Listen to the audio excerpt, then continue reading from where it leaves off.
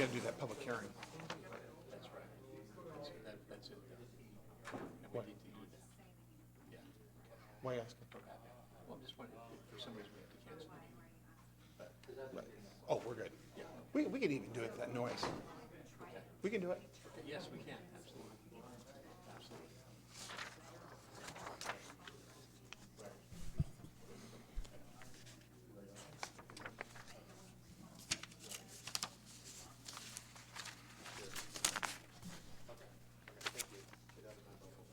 Are we ready? All right.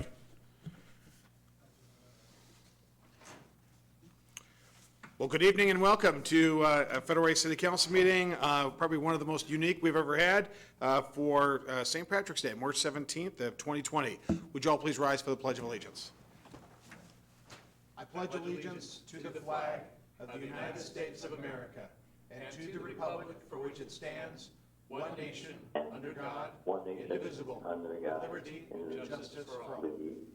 Justice. All right, welcome. All right, for those keeping score at home, we have separated all the chairs out. We have two council members on the dais with us. We've got Councilmember Mark Kopang to my right, your left, and Councilmember Martin Moore on your right, my left. And I think we're well in excess of the 6 feet limit. I would also note that for folks in the audience, we've separated out the chairs as best we can. I think we've complied as best we can, and I think we're clearly well under the maximum of 50, and I think we're more like 1, 2, 3, 4, 5, 6, 7, 8, 9, 10, 11, 12, 13 members of the audience.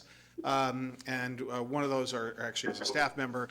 But before we go any further, we do also have individuals, council members appearing remotely to help facilitate to make sure that we've got this as well. So, Council President Honda, you want to say hi? Council President Honda, can you hear me?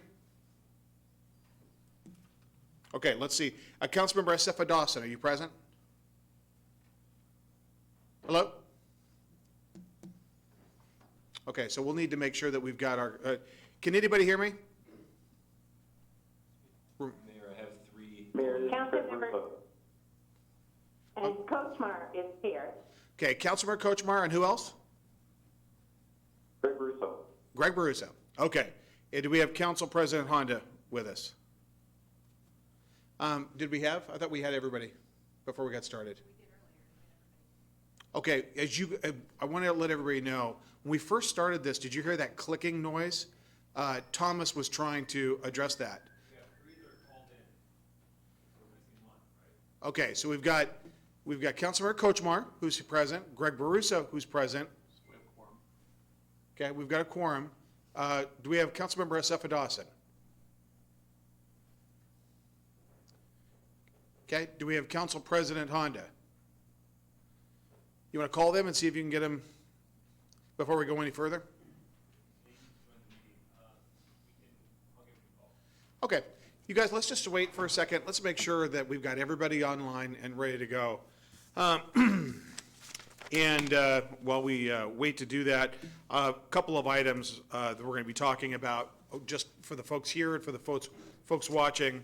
We're going to be talking about what the King County Sheriff got decided today, and the emergency order that was signed by the presiding judge of King County today regarding eviction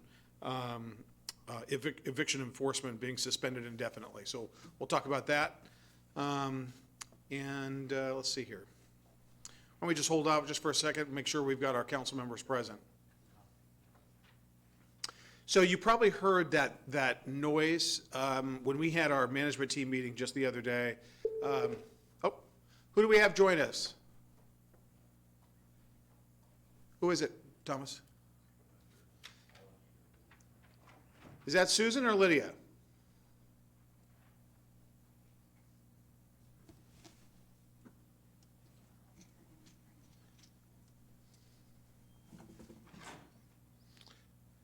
So we had quite a number of people on the call, but when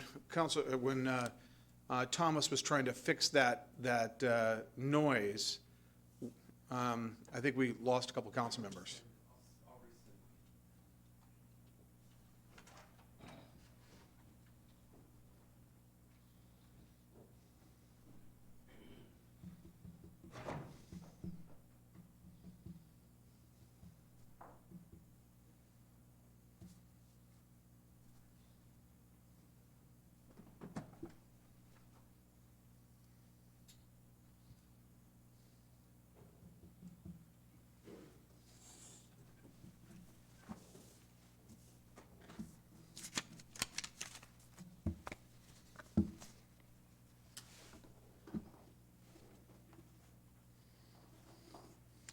Well, I think it'd probably be worth it to wait a few minutes instead of having that click, click, click, click, click during the whole meeting, which is what we had to endure for our management team and outbreak advisory team meeting on Monday.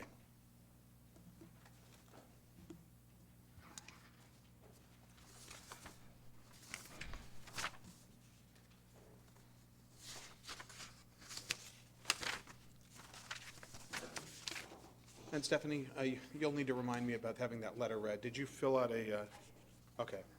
Oh, there it is, Miss Musolino. Okay. And Mr. Blevins, I received a bunch of pictures that we were able to download today, so I'll give you an update on what we're doing there. So, in fact, actually, EJ, can you please see if the head of code enforcement is the head of community development, Ken? So can you please see if Brian is at his desk? Sure. Because I'm going to want him to address, or maybe be by the door, to address what we're going to be doing with the situation at 312th and Sure, I'll go grab First. 'em. Okay. I got all, Ken, we got all this oh, go ahead, EJ. Ken, I got all those pictures downloaded that we had seen on social media. Say, I got them, and we'll talk about it. We want to hear from you. I want to hear what you have to say, but I want to let you know we're on it.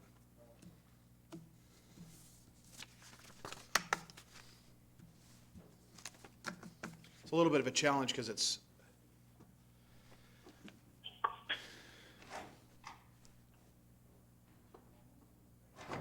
Hi, Thomas here. all right.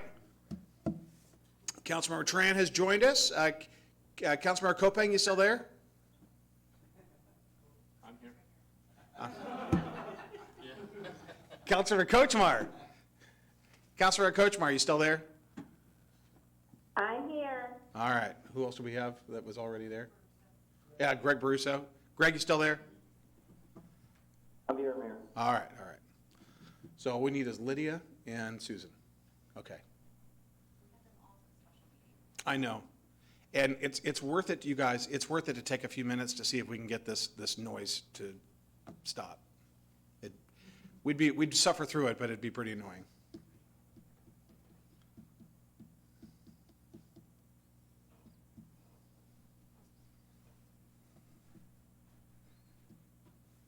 Mayor, I just joined you, by the way, so I'm here. Very good. All right. Now let me. And do we have Council President Honda? Hello? Oh, there we go. Council President Honda, you there? Finally, I was not getting the correct information, I think. So is Councilmember Tran online? Yes. Yes. Yes, I'm here. Okay, let's call it off. Let's call it off real quick. Again, we've got Councilmember Kopang, we've got Councilmember Moore. Councilmember Honda, you present? Yes, thank you. Councilmember Asefa Dawson? Yes, I am. Councilmember Tran? Yes, I'm here.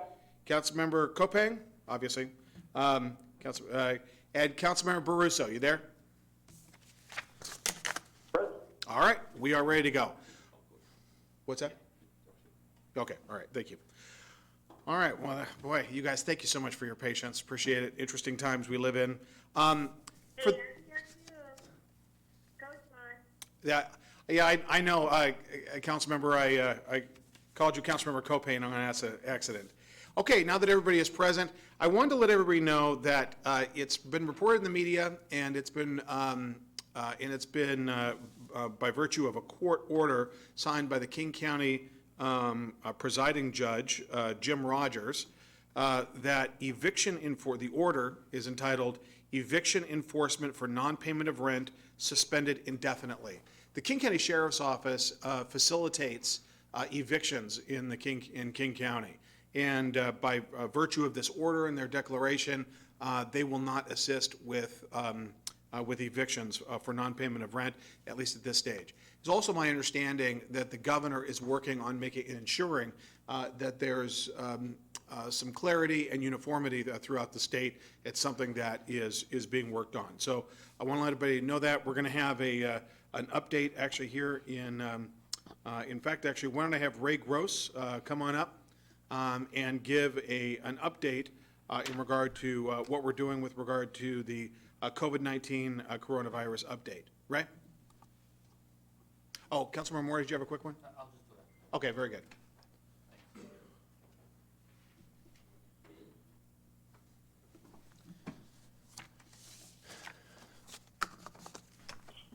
So good evening, Mayor, Council President, Council members. My name is Ray Gross. I'm the emergency manager for the city. And I want to say there's a lot that has changed since last Tuesday when I presented to the Parks, Recs, Human Services, and Public Safety Committee. And I'll get into most of that hopefully today. There's some part of my presentation that I'm going to scale back because I believe the Economic Development Director is going to touch a lot on what's being done for local businesses. So I'm not going to dwell too heavily in that area. But just to give you some fairly current numbers, these numbers are probably already changed, but this is still in the ballpark. For King County, there's 518 confirmed cases of COVID-19 with 46 deaths. Bulk of those deaths still coming out of the Kirkland Life Care Center. For Washington State, there's 1,012 confirmed cases with 52 deaths. And then from the CDC, so the entire country, we're having 4,226 cases and 75 deaths. So that's where we ballpark currently are. And with that, I'm going to get into some of the topics that what we have is the Outbreak Advisory Team. We kind of stood that up last week. And I want to say things have moved at almost lightning pace. Monday of last week, we determined that our highest priority was the protection of city staff. That involved spacing them out, as well as the security of the equipment and resources being spaced out. So if there was an exposure, it's not an entire department going down, it's just a smaller segment. That way, city essential services can still function. So the department's heavily involved in that. CD, finance, HR, parks, police, public works, all of them put their brains together, tackled that problem, and I want to say I think the solution that came out of that is about as good as it's going to get. The unsung hero of all that is our IT department. A lot of the social distancing measures and compliance with the meetings and events wouldn't really be possible without IT and their technology solutions. Back in 2017, we went to Emmitsburg, and one of the big findings that came out of that was the IT vulnerabilities that we have, still presently have, but right now it's being held together. So that after all this is done, that's probably an area that IT, City Council, the mayor need to look at maybe strengthening and enhancing.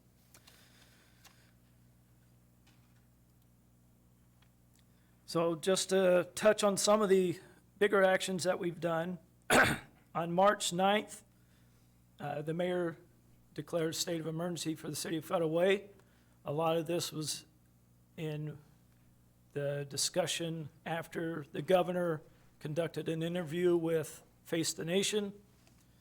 We all picked up on some key words there. Then we got notified that we're going to have a conference call, so we knew kind of what was coming down the train tracks with that, and that was just the right time to push that button. I'll get into a little more detail about what that does for the city in a couple more slides. After that, we did establish the Outbreak Advisory Team. That immediately follows the city management team on Monday mornings.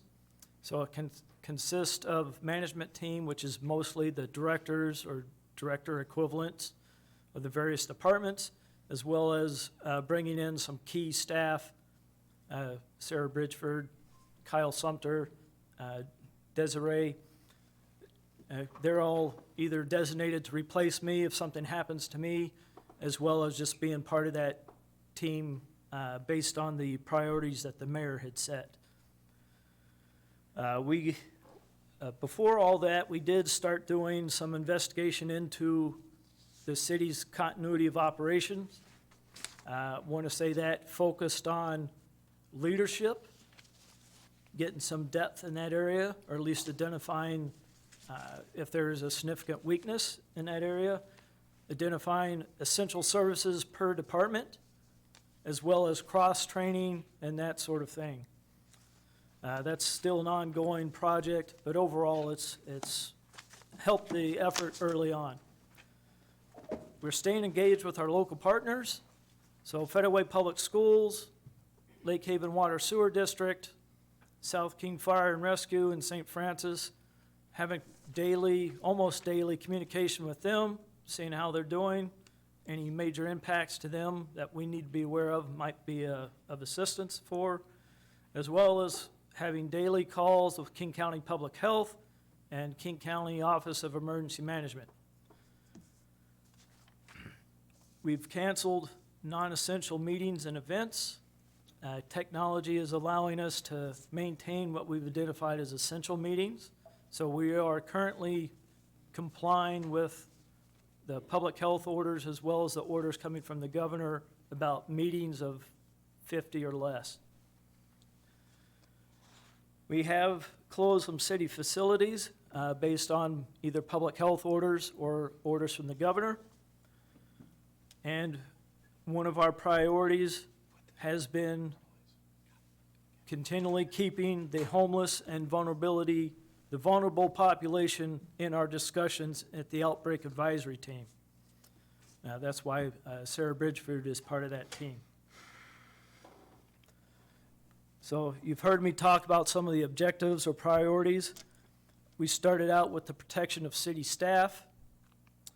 So we separated city staff and key resources, local businesses, the vulnerable populations, keeping the community informed, and protection of the vulnerable. That's kind of our objectives and priorities up to this point. One of the other things that I think one of the council members asked the mayor to research is the services provided by PSC. PSC will not cut off services as long as the COVID-19 is in a state of emergency. So gas, natural gas, and power will stay on regardless of ability to pay. I have a question to Lake Haven to see if they have a similar policy. So the essential utility services are going to press on, it seems like. So there's a couple of things that I talked about last Tuesday that I'm going to touch on again. The quarantine policy, our city attorney kind of did some internal work on that. That helps city staff if they do have to go home. It helps keep them on the payroll and that sort of thing. Then the other part of the quarantine that we got into last Tuesday that I now have direction on is the enforcement of public health orders or orders from the governor. We got direction from King County Public Health that law enforcement are not to enforce self-quarantine or restaurant closures, anything along those lines. If they witness that or if they get a call about a violation, they have a number and an email to report that to King County Public Health, and that's their responsibility. We've worked out payroll, I believe, and we're doing tracking of payroll with a code. So in the event that some sort of federal reimbursement comes out of this, we'll have a potential number to give them, whether that is an eligible cost I can no longer say because we're kind of in uncharted territory. So I'm watching daily for some news to come out of FEMA, the direction as far as eligibility, reimbursement costs. We've yet to see anything of significance. So we are tracking our cost, both time and expenditures. Sadly, according to the books right now, lost revenue is not a eligible expense, but it is being tracked because we just don't know if it will become an eligible expense. Talked about the separation of city teams and the essential meeting protocols.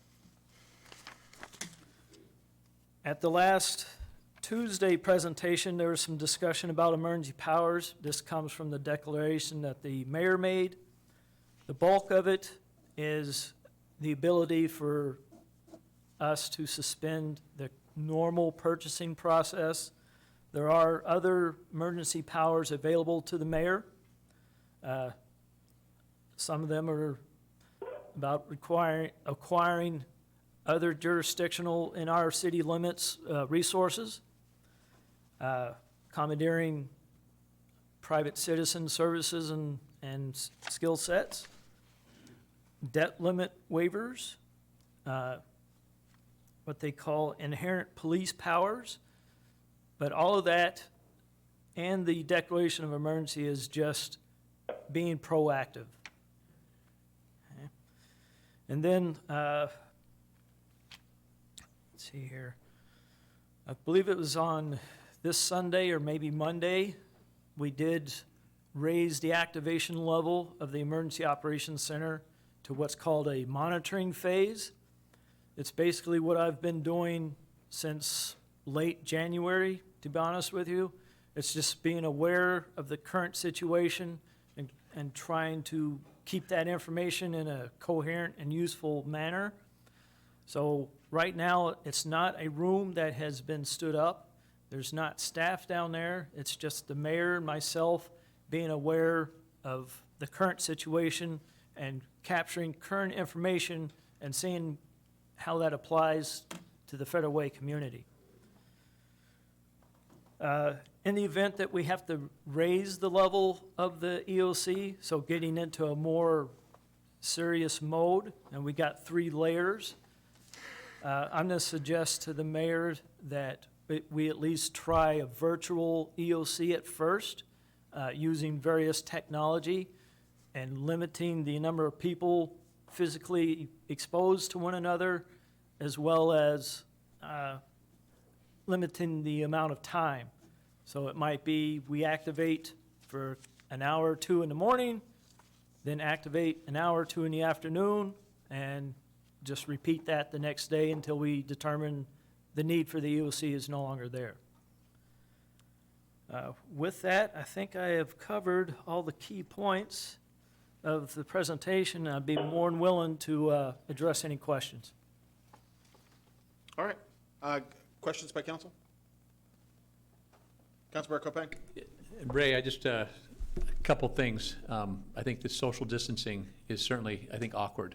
But just the reading that I've done, about 86% of the cases are undetectable, or they basically are called stealth. They don't know they're asymptomatic, and so they could be infecting people not realizing. So I do think that social distancing, while it is awkward, is at least necessary for the short term. So I think appreciate the city staff working to make this council meeting happen, and I suspect it'll be something we'll be doing for a while, but I think it is necessary. So thank you. Thank you. And we have made sure, Councilmember Moore, did you have something to add? Yeah, I just have a question. Ray, I appreciate you doing this. I know that you have a wealth of experience, and I know that you've done CERT trainings and all those type of things. My question, and there was a constituent on Facebook that lives in the borderline of Northeast Tacoma, but really inside of Federal Way. And, there's obviously some work that was being done, and Tacoma was in the midst of shutting down their water. Obviously, clearly, this is a bad time for such thing to happen. And they have done an amazing job working with my constituents on this, and the communication between Tacoma Water and myself and this constituent has been meticulous. It's been amazing. So kudos to Tacoma Waters. But that leads me to ask a question, Ray, and that's, are you, I know that, I would imagine that Lake Haven is doing some work. They're continuing to operate as normally as possible, but obviously within the confinements that the governor and the county and the mayor has given them. Well, not the mayor, because but anyways, so are you aware of them doing any construction work that would cause for there to be shut-offs water in neighborhoods? And I asked that to be proactive, because obviously we don't want families, now that kids are staying home, we don't want families to be impacted by water shut-offs. And I know that there's more to it than just that, because there may have to be a water shut-off because of work that needs to be done, but I wanted to ask you that question.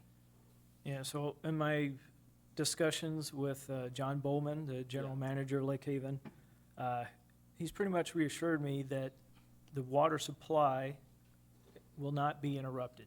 Okay, So their top two priorities are the water quality and then water service. So perfect. I don't foresee any of man-made activity interrupting water supply. Great, and like I said, my work with this constituent kind of led me to just ask this question out of curiosity. Well, and I would say that, may I? Yeah, please. The EOC is made up of, Lake Haven, South County Fire, Federal Way Schools, City of Federal Way, Des Moines. So these are regional partners. And I think EJ had something, as our Public Works Director, he wanted to come in on this point. Thank you, EJ. EJ? Yeah, you're talking about Tacoma Water, not. Absolutely. It just And got me to are think you about. talking about off of Hoyt Road? Yes. Okay, so Tacoma Water is in the middle of doing a water Yes. main replacement that is completely unrelated to this. It's been on the books for the last 5 years that they are proceeding with. Construction is continuing as of right now. They're following all the guidelines for operating a water system within our right-of-way. There's an undersized main that has been leaking out there for some time that they are in the process of replacing. So as part of that, yes, there is a standard cutover so they can chlorinate the new line where the line is bypassed for a couple of hours.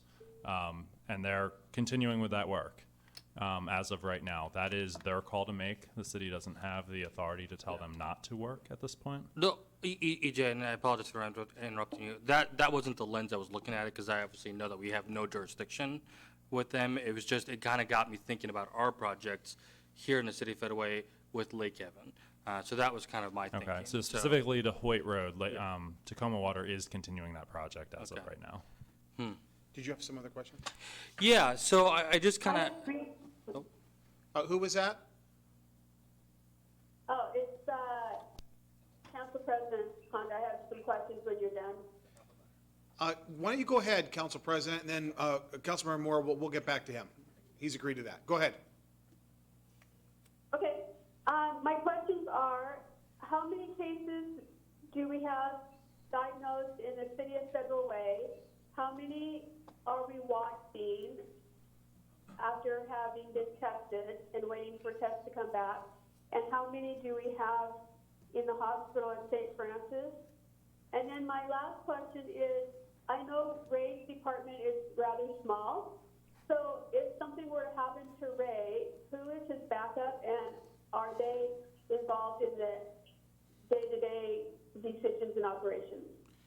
Council President, the last question we're going to address first. That's a great point. Actually, Ray and I discussed this, and that's why with our outbreak advisory team, we have all of the members of management team that make up that. We've added 3 additional members that are backups to Ray. Those individuals are Kyle Sumter, who's in the back of the council room tonight as our Deputy Chief of Police. He is a backup to Ray, as is Desiree Winkler, our Deputy Public Works Director, and as is Sarah Bridgeford, our Human Services Manager. And so one of those 3 have been, those 3 are each available to take over in case Ray is incapacitated for any reason. So we don't just have a backup, we have 2 backups to the backup for Ray. to make sure that our response team, that our outbreak advisory team, and our operations. Now, I'm going to have Ray address the first question that you had with regard to the actual numbers. Ray, can you tell the council president, the council, and the community that's listening about the challenges we've had getting answers from King County Public Health? Okay, so initially, King County Public Health did make us aware of one confirmed case, and this was, I want to say, February 28th, 29th timeframe. Then there was the case at the United States Postal Service sorting facility. So those at present are still the only two confirmed cases that we are aware of. King County Public Health, the whole health system clammed up for a while. They had to reevaluate, I want to say probably some legal issues about releasing that type of information. They did resolve that as far as I know. And the current plan now is to talk to the local executive head, whether it's a city manager or mayor, depending on the form of government, and or the emergency manager to notify them of any present or future confirmed cases in that jurisdiction. So that's kind of where we're at now. Ray, you've asked for this information repeatedly, have you not? Yes, every day. You know, from 2:30 to about 3:30, I'm on the phone with either King County Office of Emergency Management or King County Public Health, and every day that question is asked. They give us a general update as to the latest numbers of confirmed cases in King County as well as deaths. They haven't in the past gone into like the jurisdictions within Federal Way. They've said via that conference call that that practice will change and they will notify the local executive leadership or emergency management. One thing they have said is there's 14 assisted living or nursing care type facilities, 14 of those facilities in the county, in King County, that have either one or more confirmed cases. So that's where we're at presently. And Ray, let's Do join. we have any of those in Federal Way? They won't tell us, Susan. They will not tell us. But we'll, Ray and I will call tomorrow. If we can't get an answer from King County Public Health, I'll reach out to the executive personally. Okay, we'll do that tomorrow. Any other questions? I think it would make people feel somewhat better. People are pretty frightened and scared, and they have reason to be, so, yeah, okay. Okay, we'll take care of it as soon as I find I get an answer. So Ray, let's add that to the to-do list first thing in the morning. Council, any other questions? Thank you. Okay, Councilmember Moore? Yeah, thank you so much. Okay, Councilmember Seffa Dawson? Yeah. You may not know the answer to this, but what is St. Francis doing if there's an overflow or if in the event that they have, they don't have the capacity to take care of everyone who's coming in? Do you know what their plan is to handle that situation? Ray? Yeah, so way before the COVID-19 happened, they were already, I'd say at 90% capacity just due to the normal flu. So at present, I know they haven't triaged the current people being treated in St. Francis, so they're not at that level. I know they have limited access to the facility, but yeah, at present, I'm unaware of them turning people away or people already receiving treatment being sent home. So at present, they're making do, but I know there are discussions higher above than St. Francis about looking at military resources, so a hospital ship, what they can call from the National Strategic Stockpile. There's a potential for 13 MASH-type units there, as well as other military assets in our area that they can expand on, but that's well beyond the CHI, Franciscan system. Well, who took over for John Holwig? It's Kyle Jacobson. He's their emergency manager, and I think he services three different hospitals. All right. And just to let everybody know that St. Francis is part of our Greater Federal Way EOC and Emergency Operations Center. In fact, actually, John, the person I just referenced, did travel back with us back east when we did the FEMA training. And so they do have emergency protocols, and you know, we'll see if we can get some, we'll reach out to that individual tomorrow and see if we can get some clarification in regard to what they're going to do on overflow. Any other questions? Thank you very much. I'm sorry, what? I have another one if possible. Okay, sounds good. Go. So I know our police department received some training from the fire department about how to protect themselves. Do they have enough protective gear to get through this crisis if it lasts 2 or 3 more months? And well, I suppose we don't know if they've been exposed, since we don't know of anyone in the city who might have it. But also our parks maintenance folks who are out in the parks every day, have they been trained in how to protect themselves, and do they have any protective gear? Well, we just actually obtained some protective gear. Chief, you want to talk about the protective gear that you just obtained? And if John Hutton is listening, perhaps, John, you can come to the chambers. Early on, we had South King Fire and Rescue Lieutenant come in and provide training to our staff. And on the early phase of the coronavirus, we acquired personal protective equipment. So CDC recommends 4 items for police first responders, which are the latex gloves, which we have plenty in inventory. We had N95 masks, which we have plenty in inventory. We were lacking in safety glasses and also disposable one-time use gowns. So we borrowed those 2 items from the fire department, and with the help of emergency manager Ray Gross, we did order additional safety glasses and gowns. So we have adequate number or supply of personal protective equipment for our first responders. However, we're continually working now with King County Emergency Management and others to have plenty in inventory for our staff. So right now, sanitizers are really hard to come by, so we're working on that. But yes, we have adequate protective equipment for our staff for now. Okay.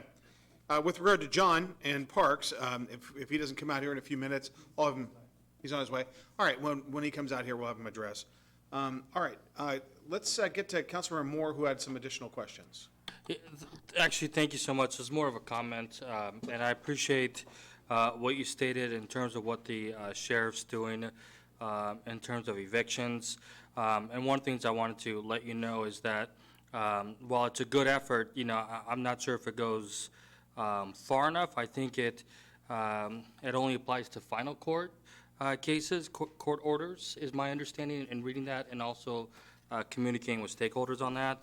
And it doesn't really address other concerns that I have with that, so I'll look forward to working with you to discuss that more, because at the end of the day, as we're dealing with this coronavirus, we want all citizens to be safe, and obviously this is a public health matter for all individuals, so we need to make sure that we're protecting all renters and individuals with this, and making sure that everybody's able to stay in their home for this duration of the coronavirus. So just wanted to put that on the record, and I look forward to discussing this more with you and my colleagues as well.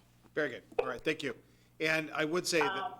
Can I respond to that, Martin? Go ahead, Councilmember Asefa Dawson.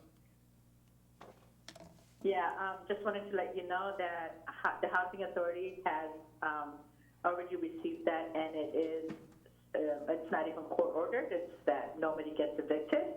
And so I think it's applicable to all properties, and I hope they would uphold their side of the agreement to where they don't even start court order or anything. So at least that's my understanding, that it's not only court ordered, but it's anybody who is approaching. Okay, all right. Councilmember Moore? Yeah, thank you to Councilmember Salva-Dodson, and I'll look forward to connecting with you on this as well. I know that I'm working with a stakeholder on this, and I think there needs to be some clarity around this, because this just happened. When did the sheriff's office put this out there? Was that today? Well, today. The Yeah. order was signed by Jim Rogers, the presiding judge Thank for you. King County Superior Court. Yeah, so I think there's an effort at least I want to make sure that I fully understand, because I think there's some confusion around that, Councilmember. But I know that you're an expert in housing, so I'll look forward to connecting with you on this as well. Thank you. Right, and like I said, I think the governor is working on this and making sure that that all sides are addressed, making sure that that there's a holistic approach to this and a uniform approach to this. Okay, I do want to say that as your mayor, I've been involved in a number of regional meetings that have occurred telephonically, even today with the Sound Cities Association, which is made up of 37 cities in King County and representing 1 million people, with the director and multiple mayors. We are monitoring the other cities and what they are doing in regard to their response, and in real time in regard to what things they're closing, what things, what they're doing, and collaborating with the mayors of Renton, Auburn, Kent, Issaquah, I mean, all of the Burien, Bothell, all of the cities you can imagine in King County, we're in communication with. And we've actually, about a week ago, we had the governor on a conference call as well. So there's a constant interaction between elected officials from the region, making sure that we're doing everything. If you have additional questions, I'm hosting a Facebook town hall meeting this Friday at noon. I also know that the council wants to do a separate function as well, and so I'll be looking for that announcement on when, and I think they've got concerns about a quorum, but the council is likely going to do a Facebook event as well. So the most important thing is we get this information out, and that if you have any questions, please let us know. Okay, with regard to it, Ray, were you, was that? I'm done. Okay. Tim, can you come on up and very briefly, I think we're, thank you very much. John, can you, did you hear the question from Council President Honda? Could you repeat the question, please? The question is, have our staff received training, and do we think they're adequately trained and equipped to deal with possible exposure to COVID-19? We are actively practicing social distancing. We try not to enter parks where there is a lot of public going on to maintain that social distancing of at least 6 feet. And we use appropriate equipment if we do have to take care of any kind of a cleanup or anything like that. So yes, indeed. In addition, I want to let everybody know, in addition to letting everybody work from home that is able to, based on their job duties, we've actually separated out key units like Public Works and Parks to make sure that if one person in a subgroup gets exposed, that we don't lose all of our workers in Public Works or in Parks, and that separation in squads has occurred. We're doing the same thing and modeling that behavior in the police department as well.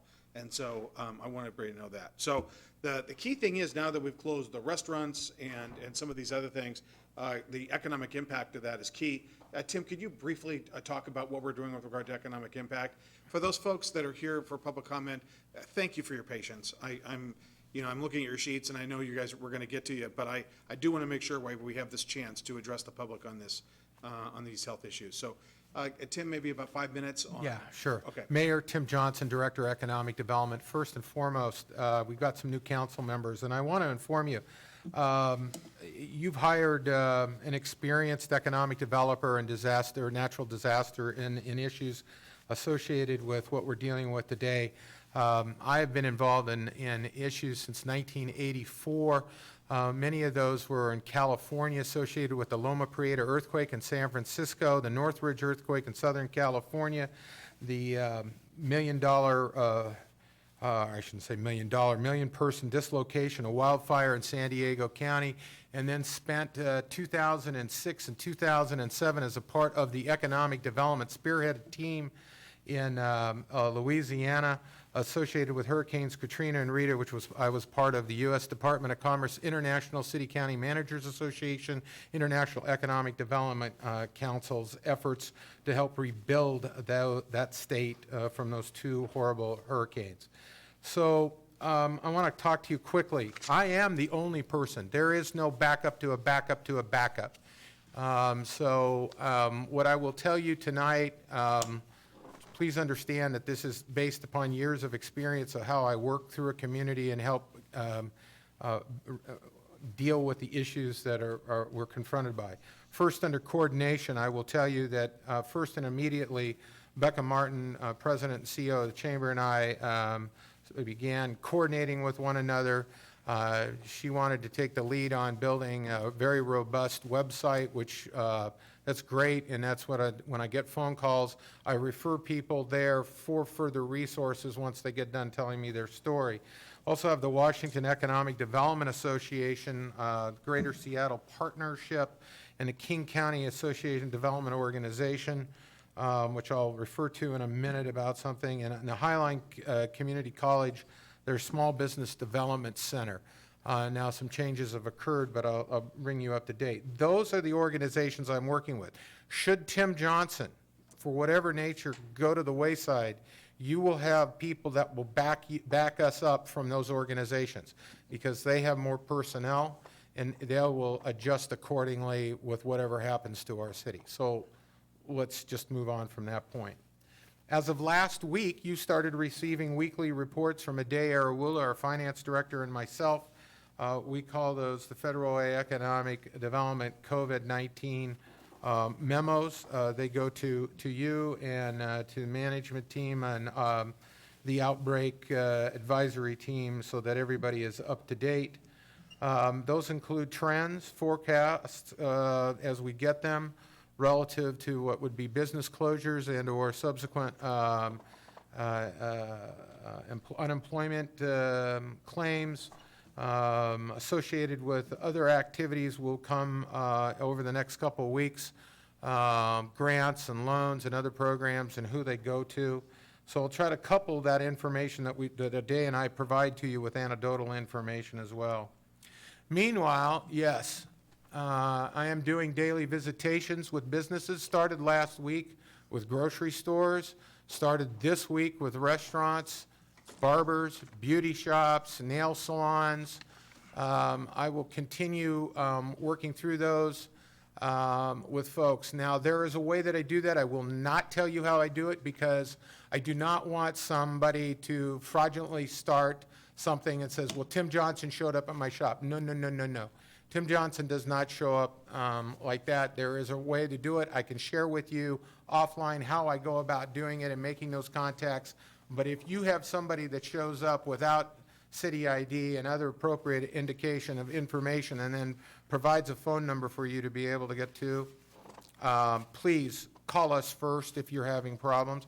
That phone number would be direct to me, 253-835-2412. Okay. Now, we're working right now with federal programs and services. Those will include the Federal Reserve.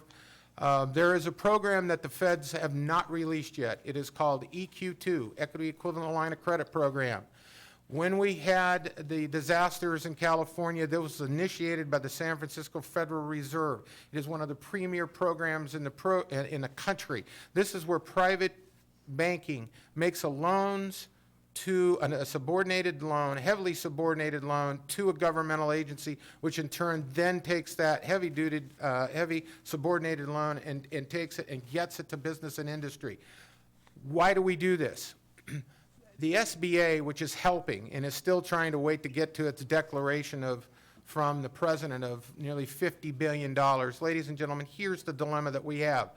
Right now, we're dealing with a nationwide issue. The SBA does about 50,000 loans a year for a total of $30 billion. We are now asking them to do well over that amount with $50 billion in a short period of time. We only have 14% of all the banks, credit unions, savings and loans, and community development financial institutions in this country that can deploy those loans. That's it. So we have some real work ahead of us to make sure that we can help business and industry. The Economic Development Administration is another entity where we'll have sudden and severe economic adjustment. We in Washington State will probably get that more so than any. I'm proud and honored to say that the current executive director of the Greater Seattle Partnership is the former deputy secretary of the Economic Development Administration, and that will go a long way for us making our case in D.C. And then again, there is the SBA, which we'll work with. Tomorrow morning, I have a conference call, as well as all the other economic developers in the state, with the district director for her to explain all the components and details. I wish I had more. I can tell you quickly what some of the terms are, but that means nothing, because the key issue on underwriting is where we have to get to, and that is, what is the actual damage that has been done to a business? And until you can measure that, you then do not know how much a business can acquire in an SBA loan. So the devil's in the details. We'll work through it. We'll be there and helping folks. And then there's FEMA, as Ray identified, and that's a real significant effort, because in previous efforts, this is where one of the key elements I'll talk to you shortly is how to get something like an unsecured line of credit, and that's far better than a loan. Moving on, we have the state programs and services. ESD, Employment Security, by the way, is playing a key role on this, but they are also hiring because they haven't had to deal with this. We've had about 2.9 to 3% unemployment. So they need to have a robust service system like we're going to have to go through now. So they're going to have to ramp up and ramp up quick. So the Department of Commerce at the state level is also working through things. I'll show you some of the things that we're recommending that they take on to the governor for review, and I'd like your input on those. Department of Finance, Revenue Division, Ade Araulo said that there had been some discussion about deferring business licensing, and that might be something that might be an opportunity. Others we're working with are the National League of Cities, the U.S. Conference of Mayors, the International City County Managers Association of national levels, and they're all doing excellent jobs in providing us with good insight. So part of our effort continues with the connection with our commercial property owners. The mayor had a meeting with those folks back in September. We continue to stay in touch with them and make sure that they know that we are watching what's going on in the economy, and they can turn to us asking for help and assistance with maybe their renters or leasees. So that's one key action. We've also met in September with banks, the Federal Reserve, and HUD. That was the first one of its kind. It was called a Community Investment Connection meeting. We are the only city in 2019 that held that event. And so we are, because of that, we are so far advanced in our connections with banks, savings and loans, credit unions, community development, financial institutions, and other business lenders that we are really, really in an excellent position. We're continuing our coordination. I want to just stop for a minute and go back. That weekly report that memo that Ade and I send out to you, that has now been I guess the word would be instigated as the statewide template that is being used by all of the cities to report back to their city councils, as well as statewide, and so we're very proud of that. One of the other key elements that we had, I want to bring this to everybody's attention, was that during the course of the summer, many of you, I've met with many of you and had this conversation. If you go to Discover Downtown Federal Way, we did a major report on restaurants in Federal Way this last summer. We pretty much know what the average take is in restaurants. I want to just share this with you because these are pretty good factoids for you. In Federal Way, we have just a little over 200 restaurants. In 2018, the last reportable numbers for a full year, we don't get 2019 until June of this year. In 2018, there was $226 million spent in Federal Way restaurants. $226 million, as versus just a little over $80 million in Federal Way grocery stores. Yet we have 23 grocery stores in Federal Way. It is amazing how much we spend in restaurants. And so what you're witnessing is people who typically have not stocked their pantries in Federal Way, and hence the reason why you're seeing what the activity that's going on. That is mirrored throughout all of the Seattle-King County region. So it has just been a personal choice for us, and now we're having to change. Okay. Items for recommendation to consider, this is what we were suggesting to the governor. First one is lines of credit, whether they secured or unsecured. They do far, far superior in issues associated with business issues associated with disasters.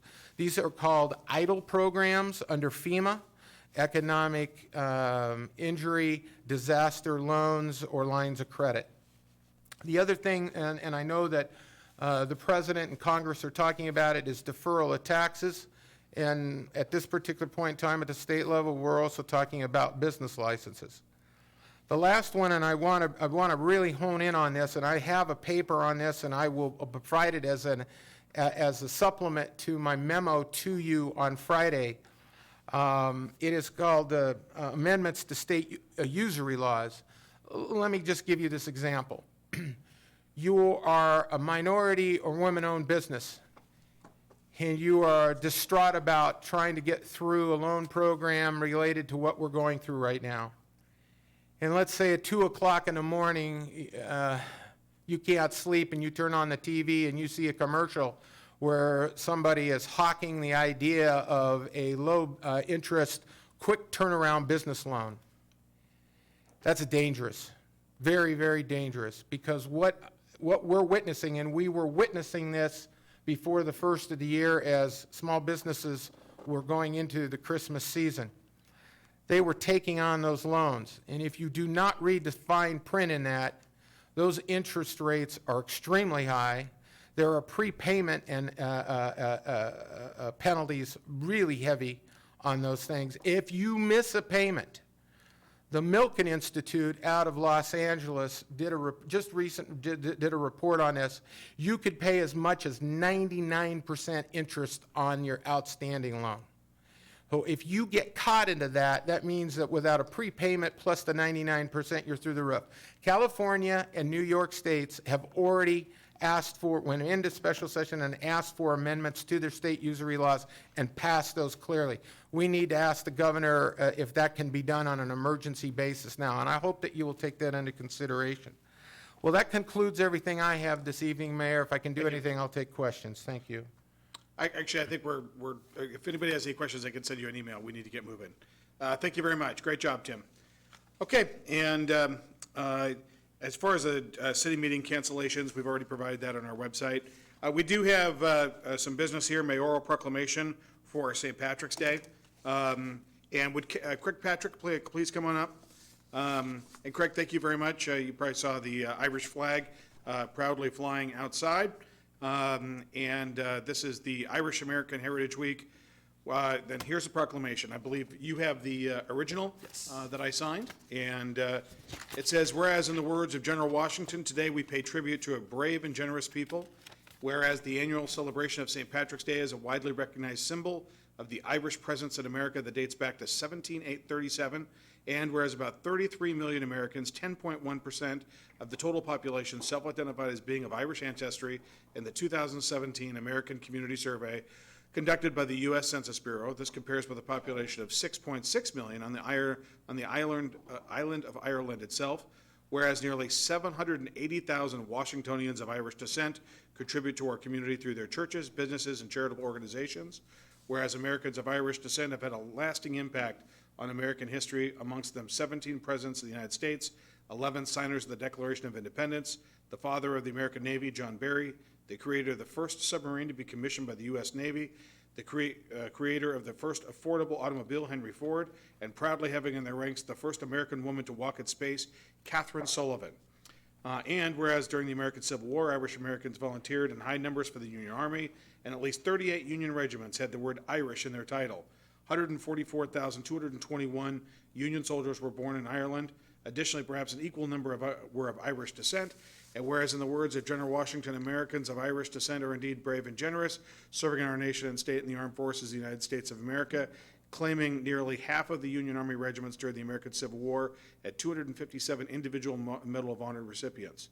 Whereas when President John F. Kennedy, the first United States president to visit Ireland, declared that Ireland is, quote, an extraordinary country, end quote, and observed that his presence and his welcome symbolized the many and enduring links which have bound the Irish and the American since the early days. And whereas as Mayor of Federal Way, I am proudly a Washingtonian of Irish descent, now therefore I, the undersigned mayor of the city of Federal Way, do hereby proclaim the week of March 16th through 22nd, 2020, as Irish American Heritage Week in the city of Federal Way. We will proudly fly, and we are, the Irish flag at City Hall and call upon all citizens to observe this week by celebrating the contributions of Irish Americans to our community. Benachni Lil Padrig, which is Happy St. Patrick's Day. Craig? Thank you, Mayor Farrell. Thank you, council members. Thank you, Bill Vadino, for helping me walk through this process. Thank you, Mayor, President of the council, and council members. This time, I would like to say that we're all Americans. We may have different cultures, but at the end of the day, we're all Americans. This is the first time in Federal Way's history that the flag is flying, not related to the city or the state or the country. It's fitting that it's an Irish flag. The Irish, always leading the way, pushing forward, never stopping. Too Irish, too proud. Now is the time for us to stand up and to be honored for everything that we've accomplished over time. The Irish, older than the Egyptians. The Irish are enslaved like the African Americans, land taken like the Native Americans, genocide inflicted on them like the Jewish. Yet the Irish overcome obstacles that are unimaginable. Only by the grace of God has our culture been able to only survive but to thrive. America will look very different without the contributions of the Irish. From laying down the railroads to building dams, working in coal mines, fighting wars, and for civil rights. America will be a very different country. We are all Americans with different cultures. 3 Irish people I really admire most are Father Michael J. McGivney. He was an Irish priest that helped widows and orphans who were unable to gain employment or insurance in early America. Thomas Francis Meagher was an Irish person who was arrested and sent to Australia, escaped, went to New York, served in the Civil War, came over to, headed west to start New Ireland. Now, if you think about it, it's not so far-fetched. There's New Hampshire, New Jersey, New York, New Mexico, and John F. Kennedy. He's probably the most famous Irish American in America. John F. Kennedy said, don't ask what your country can do for you, ask what you can do for your country. And this is what we're looking at right now. We need to pull together as citizens and ask what we can do for our city. We need to pull together and help each other out in this time of need, whether it's small or big, whether it's diapers, wet wipes, cans of food, toilet paper, soap. We need to really help each other. So I just want to say thank you to Mayor Farrell, Council President Honda, the staff, Councilmember Kopang, and Bill Vadino. I want to say thank you very much and happy St. Patrick's Day. All right, thank you very much. Okay, council committee reports, Parks, Recreation, Human Services, and Public Safety. Hey, Mayor, the next Parks meeting will be April 14th at 5 p.m., and hopefully we'll all be safe and back up and running by then. Very good. Thank you, Councilmember Kochmar. Yes. Land Use Transportation Committee, LU2C, Mark Kopang. Thank you, Mayor O'Farrell. We're all Irish. Oh, yeah. It's a good thing it was. Thank you, Mayor. We had another good discussion regarding panhandling. We'll continue to have those discussions, so the community, please continue to be a part of that with land use. But in addition to that discussion, we actually approved 9 things to move forward to the consent agenda for tonight. And we also have a franchise ordinance for Singular Wireless that's going to be first reading tonight. And then we also have a council action on a 60% petition for the annexation across the freeway for Pape to become a part of our city and sell hopefully a lot of trucks. So anyway, that's what we have. Our next LATC meeting is on April 6th. 5 o'clock right here in council chambers, and we'll make any special announcement as to social distancing requirements at that time. Great. Finance, Economic Development, Regional Affairs Committee. Thank you, Mayor. Our next meeting is gonna be on next Tuesday, March 24th at 5 p.m. I will be working with committee members and staff to make sure that we are gonna have a safe meeting for everybody. Thank you. All right, thank you. Lodging Tax Advisory Committee, Councilmember Assefa Dawson. Thank you, Mayor. It's so good to hear Tim Johnson's voice. Welcome back, Tim. That said, our next meeting is April 8th, and I'll be talking to Tim to see what the logistics are going to be like in terms of whether or not we're meeting in person and or over the phone because of the size of the group. And that ends my report. All right. Councilmember Moore with the Public Issues Committee of the Sound Cities Association. At this time, I have nothing to report. And the next meeting is, at this point, it's going to be on Wednesday, April 8th.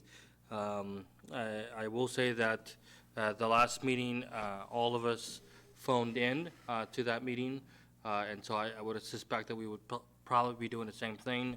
We're all talking about the same issues that every city's talking about, which is the coronavirus and how the funding's working from the federal government all the way down to local jurisdictions. With that, I'll end my report. Thank you. All right. Council President Honda. Thank you. I'd like to start by thanking Deanna Dawson, who is the Executive Director of the Sound Cities Association, or what we normally call the SCA. I spent a lot of time emailing back and forth with her in the last several days about how to hold public meetings and what it is that we're trying to do. And I'd just like to thank her for her continued support of city councils throughout King County and her ongoing work to keep us all informed on a daily basis. I'd also like to say that last Thursday, Councilmember Linda Kochmar and myself attended the Systems Expansion Committee meeting of the Sound Transit Board. We were one of very few people in the audience as they were also experiencing the social distancing requirements.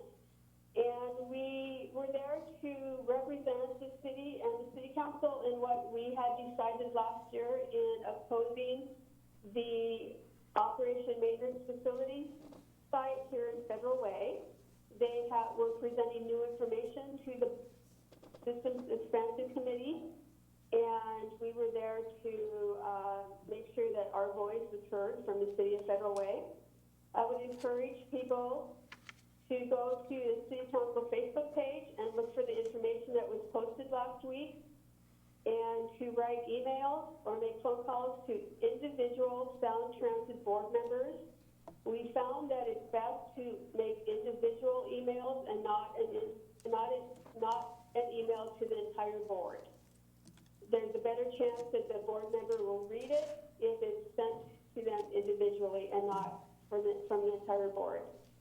And lastly, I'd like to thank Thomas and his whole crew in the IT department, which is also a very small department here at the city, for all of their work and for connecting us all tonight. I really appreciate it. All right. All right. Here, here. Thank you. Okay. Now, citizen comment. These individuals have filled out pink sheets. Why don't I go ahead and read them off, and if you could sort of be ready and on deck. Peter Barbin, Brad Thorson, Ron Walker, Cheryl Hurst, Ken Blevins, Nick Wilson, and then we've got an email from Susan Mussolino. And then do you have a letter from Deborah Daniel? Just on the page itself? Did I just read that? Okay, very good. Okay, very good. I'll read that when the time comes. Okay, Mr. Barbin.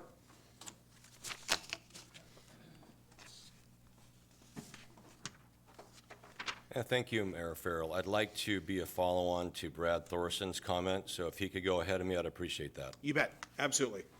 Brad? Good evening, Mayor and council members. Peter and I are here basically to talk a little bit about the operations and maintenance facility for Sound Transit. We'd like to give you a citizen's report. There's lots of stuff that goes on I'm sure you don't have time to deal with, so we're here to help you with that. The operations and maintenance facility process that Sound Transit is going through, the board and the track extension committee, they're moving forward quickly with an environmental impact statement, a draft environmental impact statement that will come out in June. And in that report will be some sort of an opinion about what site might make sense for this operation and maintenance facility. So I encourage council members and anybody within the city who has a relationship with board members to talk to board members about how this OMF might affect Federal Way. I'll get to the point quickly. There's 3 sites, the landfill site, the 336th Street site, and the South 344th Street site.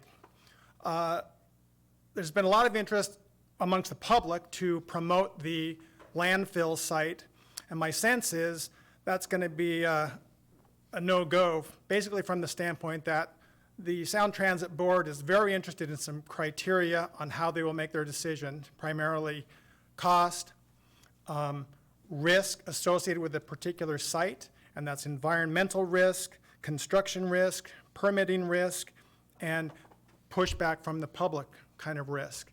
So with the landfill, there's so many unknowns that in my personal conversations with several Sound Transit staff, it seems to me the underlying feeling at Sound Transit is the landfill is not going to happen unless Governor Jay Inslee gets involved or somebody at a very high level who believes in reusing land and the green fields thing to use a landfill for an important public facility like this.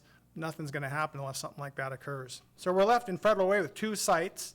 They're primarily in the CE zoning of Federal Way. The 336th Street site contains a church on that property that has 1 ownership of the church, and then there's probably 6 other owners of residences and a small business. The other site, which is the South 334th site, is the one I'm kind of interested in commenting on, is that that site is, well, I'm out of time, so I will let you go because I know you're busy tonight. All right, thank you. All right. All right, Peter. It's not normally supposed to do that. I think we had just like kind of a weird malfunction there, but. Perhaps so. And anyway, Mayor Farrell and council members, thank you for being here tonight, and thank the staff for your efforts during this public health crisis. Interesting, following on with Brad here, the dump's going to be very unlikely. They stress there's too much risk with the maintenance facility being on the Midway landfill, Site 3. Again, unless the governor gets involved and this city council can get the governor involved with the federal government to get Superfund monies, that dump is not going to happen. Now, what's gonna, Susan, our council president, Susan Honda was there, Linda Kochmar was there, I was there at this meeting last week. I made public comment with Sound Transit there again. And they have started shifting the boundaries of the original sites they produced for public comment. You're probably aware of this. Site 10A, which is the South 344th Street site, which I'm a property owner on, is now being encroached into Site 9. Site 9 is the other option with 1 owner, basically 1 owner. Either way, Federal Way is going to take this hit, folks. It's, that's the way it's looking by all consensus. What's known, what kind of deals are going on behind closed doors, that's just hype and speculation, but there's an uneasy feeling out there amongst the property owners and residents here in Federal Way. Something's going on after the public comment hearings of last year. Why the site redesign? Why? We don't know. They're dancing around the truth and they're not being transparent. Basically, remember, Site 10A has nearly 100 tax parcels, property owners, and small businesses. We lose that, Federal Way loses a 100-year footprint of tax proceeds coming from King County Treasury. The landfill, 0. The Site 9 basically is 0. So, and interestingly enough, in the Puget Sound Business Journal, there's been an $18 million injection into the Eleanosha Yogurt facility. I talked to the owner of the building who leases to that facility. Most of that expansion is going to be within. It's an underutilized structure as it is. That's a tremendous amount of money going into a structure that's clearly under governmental condemnation risk. And somebody knows something we don't or I don't, and I'd like to know what that is. So in finishing up here, folks, as a small business owner, I've got a fledgling business that's on ice from a year ago today. I can't make any investments. I can't get any more customers as part of my retirement plan. And I know your hands are tied with the 17 board members of Sound Transit, but I'm going to continue just for another couple seconds. I had 48 seconds, and now it says 0. So, Mr. Mayor and the Federal Way City Council, if you'd kindly, brief us on what you can, what position are you taking to defend Federal Way's only industrial area? That's Site 10A South 344. Thank you very much. All right, thank you, Peter. Ron Walker. And then Cheryl Hurst.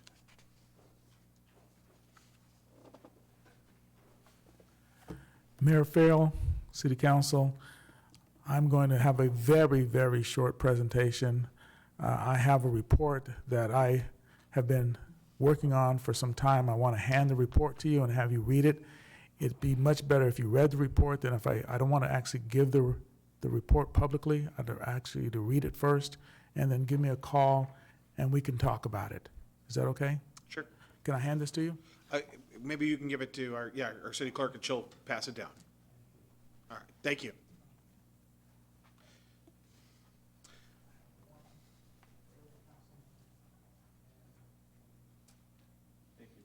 Thanks, Ron.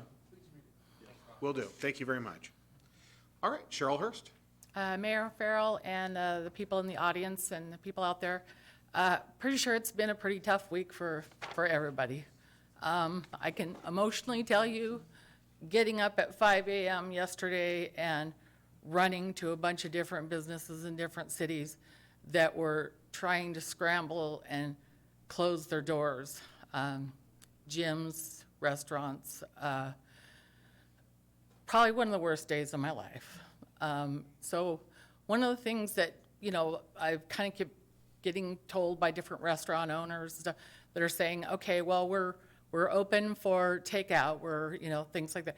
Way before they were closed, some of the businesses were down 40%, some 50%.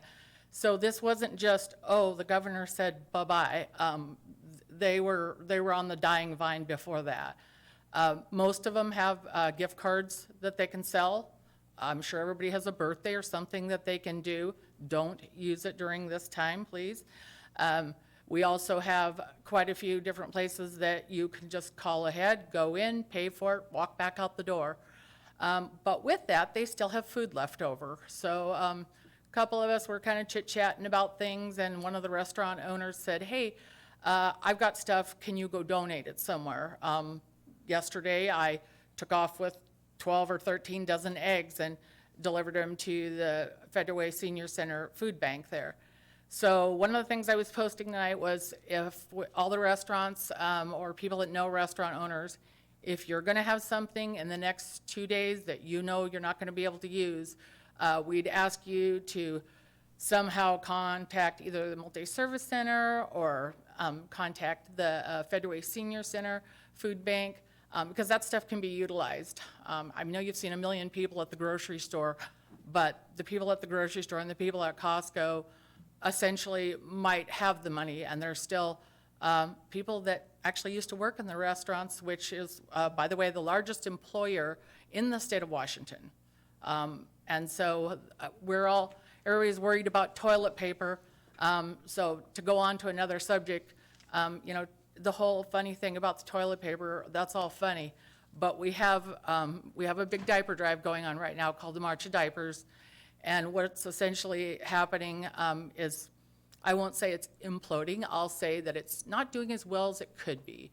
Last year, we were able to collect about 154,000 diapers and about 73,000 wipes. And this isn't just Federal Way. This is Fife, Milton, Edgewood, Kent, Maple Valley helping, Machinist Union helping, DuPont State Farm helping. But a lot of these places have closed. Some of these places had next to no business, so there really isn't collections happening right now. So I see I have not a whole lot of seconds left, but one thing I would suggest is, if you know somewhere that still has a collection place, which there's about 50 of them, at least 30 of them in Federal Way, that we ask you to bring diapers and wipes. There's actually here, one down in the lobby, because there's 15 different nonprofits and like 6 of them are in Federal Way that are hurting right now. They're not just hurting for diapers and wipes, they're also hurting for canned food and things like that. So if there's no such thing as extra money, but the reality check is if you've got something to give out, that's the way you can help people, because right now there's a lot of people hurting, especially the restaurant industry. Thanks. You. Thanks, Cheryl. Ken Blevins. Mr. Mayor, City Council, thanks for listening to me today. I wanted to come out here today. I know a lot of this big deal about the COVID-19, but I think we're doing a pretty good job of staying away from each other. So, my focus also besides that, because I don't want my mom to get sick. That's the biggest concern I have, because everybody else seems to be either you're going to get sick or you're just going to pass it on to people that will die. So, but that being said, my concern right now is still to keep the focus on safety, because in these times, I think, with cities having these people come in that are infected into our jails and so on, we're going to end up having problems and stuff like that. But right now, we've allowed a problem with homeless in our city. They're still camping out illegally. We're not getting rid of them quick enough. We're not putting enough emphasis on them that I can tell. I don't know why we only have 1 or 2 people working on this in the police department. I know there might be more above them that are working. I've talked to Officer Yeager, and he's a huge resource. That guy's got it, but he can't do it all. I talked to, I believe, the assistant chief about this, and he definitely is keyed on it. There's just not enough resources. I just don't know why we can't kind of, maybe shorten down the areas of certain areas where or make the areas a little bit bigger for some patrol officers, and then take some of these guys and focus on this. Because if we can focus on this thing up front instead of reacting, then we can end it very quickly. The problem I see is we don't have that great access with property owners and then be able to do something with them. If that's the case, what I did was with the help of a few people, I came out here and did some research, and I contacted the owner of a parcel on 312th and 1st Avenue that's just getting destroyed. It's been cleaned up before. It got filled up, and I kept saying, people are going in there, people are going in there. It's getting ugly. I can't even see how ugly it is. This week, you can see the pictures. It's way worse than I thought, and these people are living in there. They're doing drugs daily, and why we allow people to do drugs in public or sell drugs right in public, and why we can't have police officers that are closer there, that's focused in closer area, instead of driving by on these things and attacking this head on, because there's so many other problems surrounding this that we can fix if we just do it. I got authorization to act for the property owner there, so we can actually go in there and trespass these people, and we can remove the property, the abandoned property now. So right now. So if we can get that place cleaned up and people removed, they'll have to go somewhere. Hopefully we'll be able to pick them up in some kind of service and be able to possibly, maybe they'll hit bottom, and they'll actually ask for help. We'll be able to get them clean, because they are people. We do have to really focus on these people. They can't just let them hide in the woods. It's not humane. And we're doing this as a city. It's not very good leadership that's being shown here. And I hope to hear from the chief and some other people about this and why we can't get together and actually get this stuff done, because it's affecting so many people. I talked to a property owner that lives right there. She's a widow, and she has a 12-year-old child. She's scared to death. She's right on the edge of this thing, and these people are doing drugs right behind her every day, and it's dangerous. I walked through there. I felt scared. So, and I don't know if you can feel that in my voice, but my wife can't even walk on the street next to it. She can't ride her bike next to it and not be afraid. This is not how we should have to live as a community.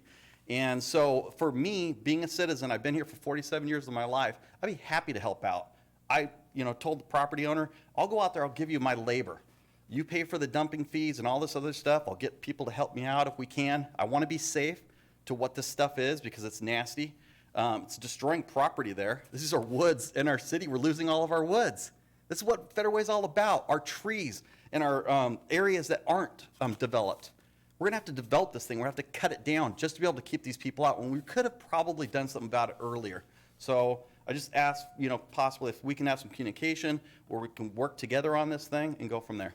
Very good. Thank you, Ken. Thank you. And as you make your way back to your seat, as we talked about, I actually asked our communications person to download the pictures that you had put on Facebook.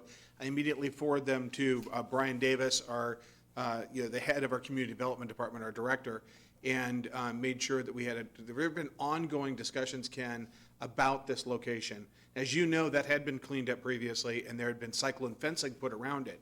And we had been watching as that cyclone fencing had gotten bent and when people are going back there. You're also right that from the street, you can't really get a good look at that private property.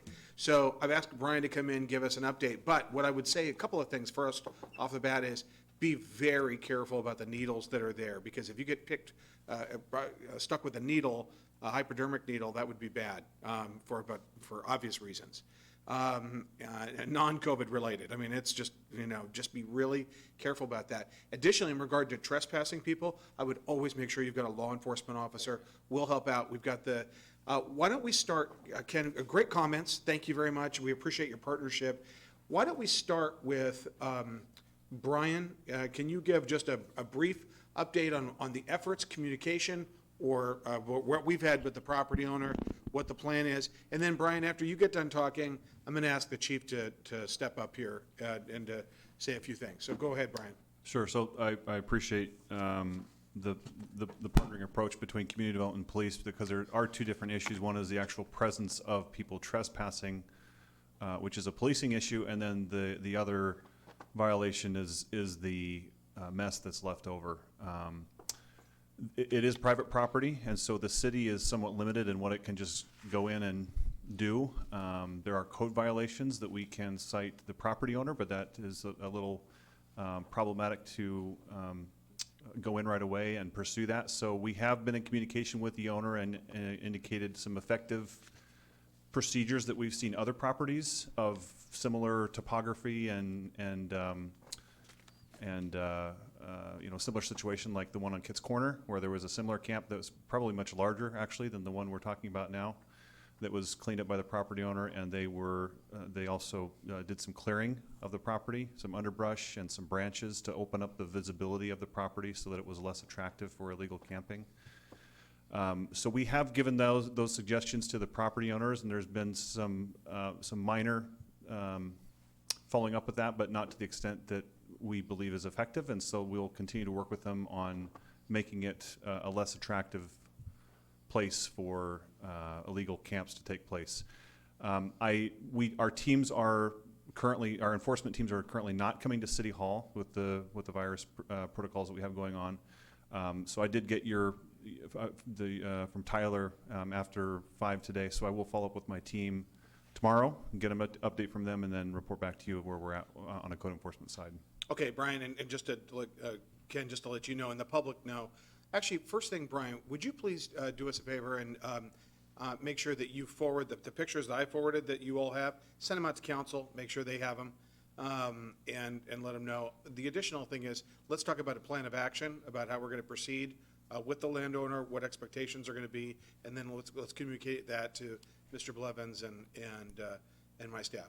Thank you very much. And so I think there's two classifications here, folks, and that's, the first classification is homeless encampments and dumping that occurs on city property or right of way. That's something that we would necessarily clean up, and that we would go out and clean up these areas. And council, you haven't seen these pictures, but maybe if you've been on Federal Way Community Watch, but there's a tremendous amount of garbage and debris and tires and all these other things. And that's a very shopping carts, very common thing at these locations. So if the landowner is not in a position, and again, Ken, that's not something you guys can clean up. You got to be really careful with this stuff. And if the landowner is not willing to do that, we could clean that up ourselves and then assess the landowner the bill and get paid back. We're in a decision point about that. It is the responsibility of the private landowner, but I think we may be at a threshold in which it's just too much at that location, and then that's the plan that we're going to address. With regard to the trespassing in dealing with individuals, again, be very careful. Chief, can you talk about that? Sure. Officer Yeager assigned our Special Operations Unit. And the last written report that I received, maybe a week ago, and I understand situations can change very quickly, but I've been informed that it's no longer an active camp, and there's been enforcement on that particular site. Again, it's been probably a little bit more than a week ago, so things could change, but we can certainly have our officer assigned to Special Operations go in there again, but I did receive a written report just not too long ago. So I think what's really remaining is we've got to clean that site up. Well, and Chief, you and I both know from the many camps that you and I have visited that it can be hit and miss. And even when we think a camp is empty, even when you and I went to the first camp that initiated this on 308th and Pacific Highway back in the woods, or 304th and Pac Highway, that densely wooded area, we ran into people even when we thought it was abandoned. So if you could send, well, let's talk about that tomorrow. Let's talk about a plan of action. And obviously the fencing has been bent, so let's make sure. Ken, I want to let you know, you move the needle. And. Real quick, I'm sorry, I can't take this. Hey, Ken, can you? I bent that fence up 3 times today and a couple times yesterday, and they bent it back over. I saw people there. It is very active. Okay. And I had a blowhorn. I yelled out, hey, you're trespassing. Like 6 of them scurried out and were at 7-Eleven because they thought they were going to get arrested. I wonder why they moved. They probably have something up with them. They don't want to get, hit by the cops. That's way out. Like I said, things can change. I would encourage Mr. Blevins to, call 911 when that's occurring. We can certainly respond if that's occurring at that moment, if it's in progress. And Ken, what I would also suggest is you've got friends up on the council with me. Let us know as well, not only your connections with law enforcement, but have the communication, you and your friends that are concerned and your neighbors that are concerned about this, have the flow of information and the more communication back and forth, like what you've done with the pictures and coming here tonight is moving the needle. So let's just keep at it. I think you're right, is that if you really focus in on it like a laser beam on this, we can address it, okay? Council, any other questions? Councilmember Moore? Yeah, thank you. Ken, thanks for your work on this. And like the mayor has indicated, this has been a 7-year-long project, right, Mayor Farrell? We've been at this for 7 years since the beginning of your term. I suspect maybe just 6 years. And this is a horrific problem. It's happening everywhere. We see it. I drive past it on many other places as well. In fact, going towards the airport on Pac Highway, right by a new storage facility, I see mattresses in that place. So I get your frustrations. I understand. And Mayor Farrell, I'm glad that you cautioned and advised for Ken to coordinate with the police department, because I certainly don't want to get in the sense, obviously we want everybody to be safe. We want you to be safe, Ken, and I don't want there to be a scene where there just has to be a collaboration with the police department. I just want to be sensitive to that as well. So with that, it's just more of a comment. Thank you. Very good. Anybody listening, council members, did you want to address the situation? Okay, let's move on. Nick Wilson, and then we'll have the letter from Susan Mozzolino. First, it's good to see everyone again. How long will are the movie theaters just curiously closed at the moment as well with the restaurants? Okay, so they are, good. Yeah. First, I do have a complaint about one of our Metro system buses. I don't know who we talked to about that. It's the 183. It does not run on Sunday at all, not even for 5 hours. So I don't know how you would fix that issue, supposedly. Go ahead and run through everything, and when you're done, we'll approach it, Nick. What else you got? I would agree with Kent, actually. It's becoming very unsafe out there. As a matter of fact, I was assaulted 3 weeks ago at the Federal Way Transit Center. So now I'm actually pretty pro Second Amendment open carry. I always carry a nice 6'6" chain around my shoulders, if I'm walking around or taking the bus anywhere. What was there? And I think that's it for now. Thank you. All right, thank you. Nick, actually, what we're going to do, EJ, do you have any information on the 183? Yeah, so that's King County Metro. If you can go on their website and submit a request through that. Okay. Actually, Yeah, EJ, that- I'll have, Nick, what we're going to do, sorry, I thought maybe you knew off the top of your head. I know you're. No, you do- a lot of this goes back to the whole I-976 and the service hours got cut. That's Yeah. my suspicion, but I don't know that as I'm sitting here without talking to him. We're going to find it. Nick, we're going to find out for you. That's what Bill Vidino is for. He's a master of many, many things, and Okay. he used to work at the King County Council. So what we're going to do is we're going to reach out to you tomorrow.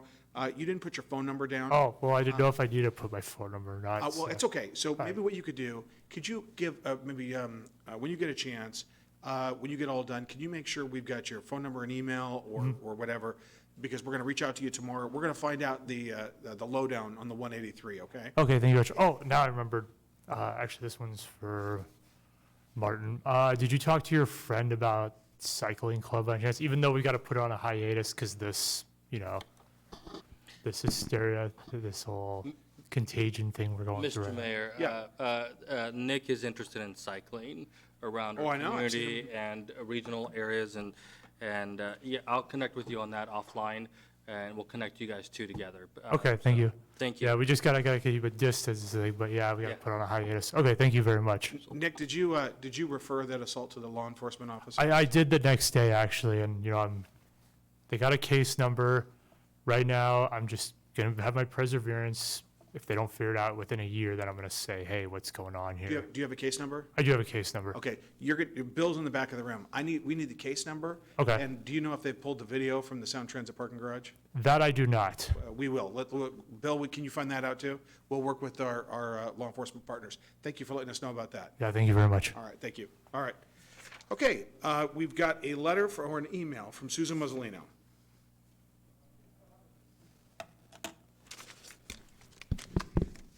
Letter reads, "My name is Susan Mussolino. I live in Federal Way. I want to deeply thank Mayor Farrell and all the city council members, and especially the very receptive Deputy Chief of Police Kyle Sumter and Lieutenant Hodge.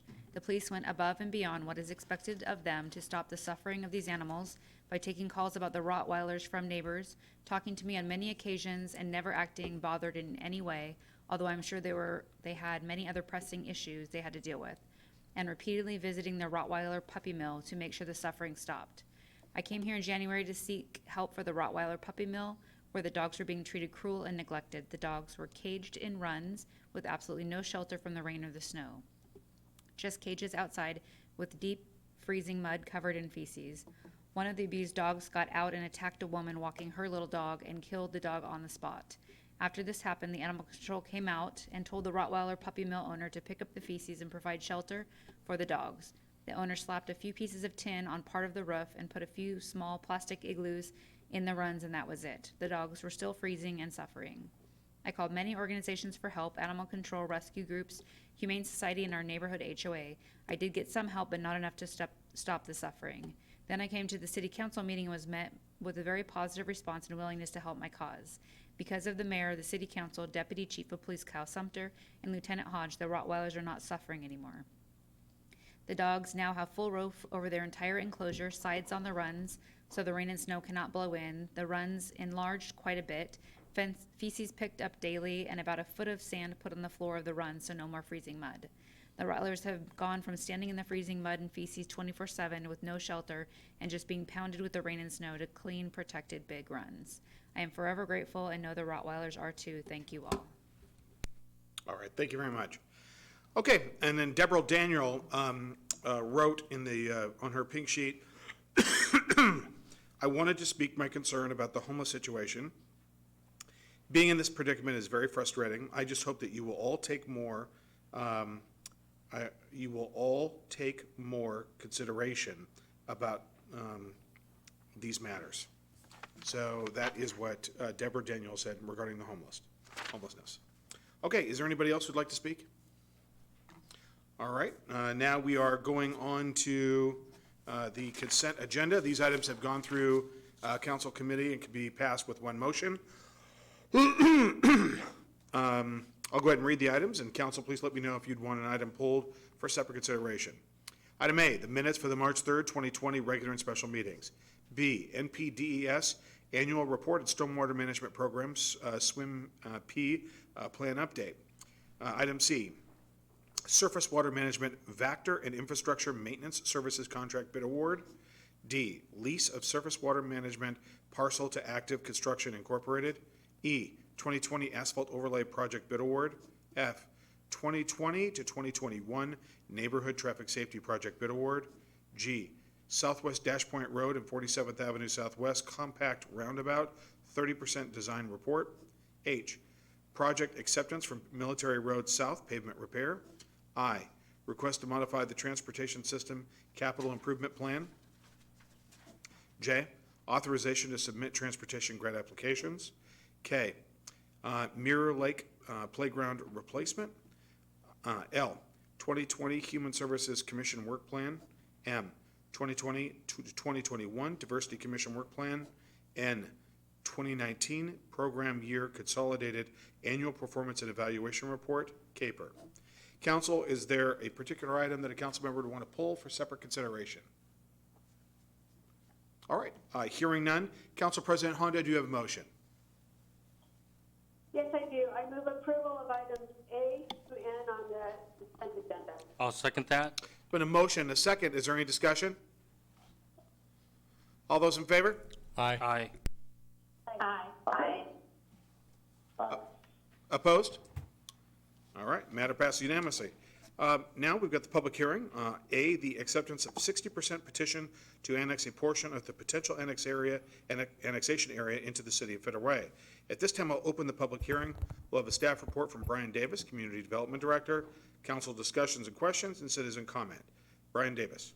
Thank you, Mayor, Council President Honda, and the rest of City Council. I'm filling in for Planning Manager Doc Hanson today so that we reduce our numbers here at City Hall. My understanding that this presentation was given to the Land Use and Transportation Committee, at which all but the Councilmember Russo was in attendance, is my understanding. So I will go through this rather quickly. If you have any questions, I'm happy to go into additional detail if needed. So this is an annexation, meaning that it's currently not in the city, and there's a proposal to bring it into the city. It's about 20 acres at the northeast quadrant of I-5 and 320th, seen here. So for reference, this is the mall, and this is the Weyerhaeuser property, so it's just north of 320th, east of I-5. The current uses are either vacant or residential uses, low density. And the process currently is they originally applied for the annexation last year.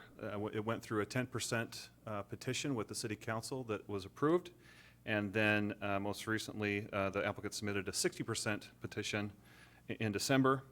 We're holding a public hearing today. It's already been, as I mentioned before, the LUTC considered it.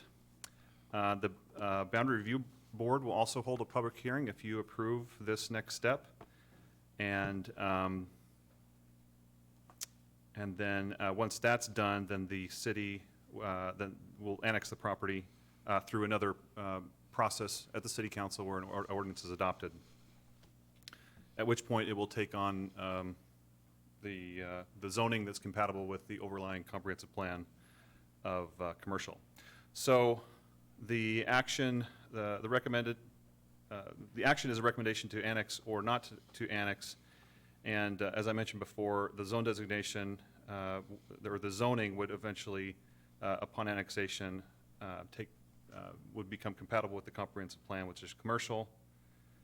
And your options are to send the proposal. I think this is the LUTC option. This is the mayor's recommendation.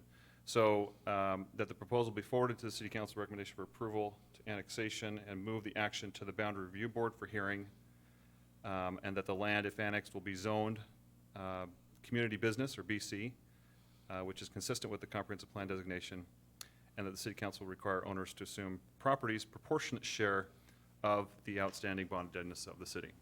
And I believe that is it. So I'm happy to answer any questions if there are any. Any questions, Council? Councilmember Moore, any questions? All right, Council listening or appearing remotely, any questions? Question? All right, Councilmember Sefadossin. Yeah, is the property owner gonna sell the parcel, or is it gonna be, is he gonna keep it and lease it out, do you know? The city currently has a proposal that it is reviewing. It's kind of odd because it's not annexed into the city, so we can't really take in a real application, but we are reviewing a proposal for it to become a property in which trucks will be sold. Pape Kenworth is the name, the brand of trucks, if you're familiar with those. So the property would be essentially a sales location for those trucks. Okay. Any other questions? Versus continues to be the current property owner. Is that what I'm hearing? I'm sorry, could you say that one more time, Councilmember Sefadossin? Is Pape Trucking going to purchase it from the current property owner? Or are they leasing it, or what do we know? They own it. They own it. Councilmember Sefadossin, it sounds like they own it. Thank you. Okay. Any other questions? Okay, Brian, thank you. You may want to stay close. Is there any citizen comment on this matter? Come on up.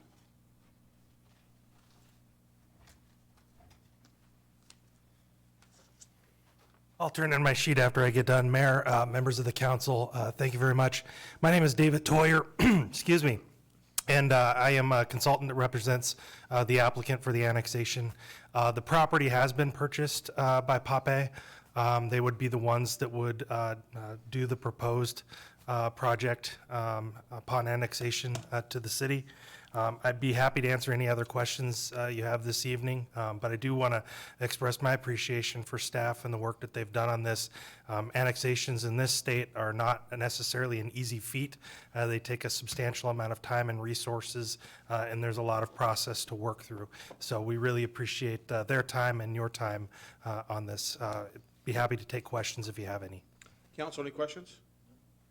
All right. Council, appearing remotely, any questions? All right. No, Mayor. All right. Thank you very much. Thank you. Okay. All right. Anybody else would like to comment? All right. Is there a motion to close the public hearing? Mayor, I move to close the public hearing. Is there a second? Second. It's been a motion, and a second to close the public hearing. Is there any discussion? All those in favor? Aye. Aye. Aye. Opposed? Okay, hearing no opposition, matter passes unanimously. Thank you, Brian. Okay, and now the main motion. Councilmember Kopang. I move approval of the proposed resolution accepting the 60% petition for annexation as presented. Second. It's been a motion, a second. Is there any discussion? All those in favor? Aye. Aye. Aye. Okay, opposed? Matter passes unanimously. All right, thank you. All right, now moving on to council business. Item A, North Lake Management District Number 2 appointments. Councilmember Kopang. Yes, Mayor, I move to appoint the following people to the North Lake Management District. For Advisory Commission Position 2, Lawrence Zeminski, to fill a voting position expiring March 31st, 2023. Terry Thomas II, to fill a voting position expiring March 31st, 2023. Mary McClellan Aaronen, to fill a voting position expiring March 31st, 2023. Larry Flesher, to fill a voting position expiring March 31st, 2022. And Darren Nash, to fill the voting position expiring March 31st, 2022. Okay, is there a second? Second. It's been a motion and a second for those nominations. Is there any discussion? All those in favor? Aye. Aye. Aye. Aye. All right. Any opposition? All right. Congratulations to those. It's unanimous. Item B, Youth Commission appointment. Councilmember Kochmar. I move to appoint Antia Gowda as a voting member of the Youth Commission with a term to expire August 31st, 2022. Second. It's been a motion and a second. Is there any discussion? All those in favor? Aye. Aye. Aye. Opposed? All right, matter passes unanimously. Congratulations. Item C, Ratification of Parks, Recreation, Human Services, Public Safety Committee member appointment. Councilmember Kochmar. Thank you, Mayor. I move to ratify the Council President's appointment of Councilmember Greg Baruso as a member of the Parks, Recreation, Human Services, Public Safety Council Committee. Second. It's been a motion and a second. Is there any discussion? Yes, I do. Council President Honda. Hello. Oh, thank you. I just wanted to say that this was a position that Councilmember Jesse Johnson held, and I felt it was best to, instead of change things around, to allow Councilmember Baruso to continue in that committee. He has experience in the Diversity Commission, which reports to that committee, and I think he'll be a great asset to that committee. Absolutely. Okay. Greg, we need you to know that we were going to do a cake, we're going to do the whole reception thing, but I just don't think we could have pulled it off in a manner consistent with what's been ordered. But know that, well, we'll go home and have some cake, but. We'll be ready to party at a later date. Very good, very good. Okay, for a date to be determined. Thank you very much. I'll lay off the cake. All right. All right, so, thank you very much. With that, Mayor, yes. Mayor, all in favor? Thank you. We got to do that, don't All we? in favor of the motion? All those in favor? Aye. Aye. Aye. Opposed? Welcome aboard, Greg. Here, here, here, here. Okay, item 8. Thank you very much. Thank you. Item 8, ordinances, first reading. Council Bill 777, new Singular Wires PCS LLC franchise ordinance. First, we'll have a staff report, citizen comment, and council questions. E.J. Walsh, Public Works Director, please. Good evening. Similar to what Director Davis talked about, I'm here on behalf of my staff tonight, covering a report that was also given at LUTC, and trying to keep the numbers of city staff as low as possible. So this went to LUTC earlier this month. It is a ordinance, so council's seen most of this presentation as a whole previously as well, so I'll skim through the majority of this pretty quickly and then address the questions that were brought up at LUTC as part of this. So the policy question before you is, should the city grant New Singular Wireless, PCS LLC, a franchise to install, operate, maintain, and repair a telecommunications network consisting of small wireless facilities in, across, over, along, under, through, and below the city of Federal Way? It's a mouthful every time I read that. The background information is New Singular Wireless has requested a franchise agreement from the city in order to install a small wireless telecommunications network. The application has gone through the appropriate legal process, including posting it on the city's website. It is for a 10-year term.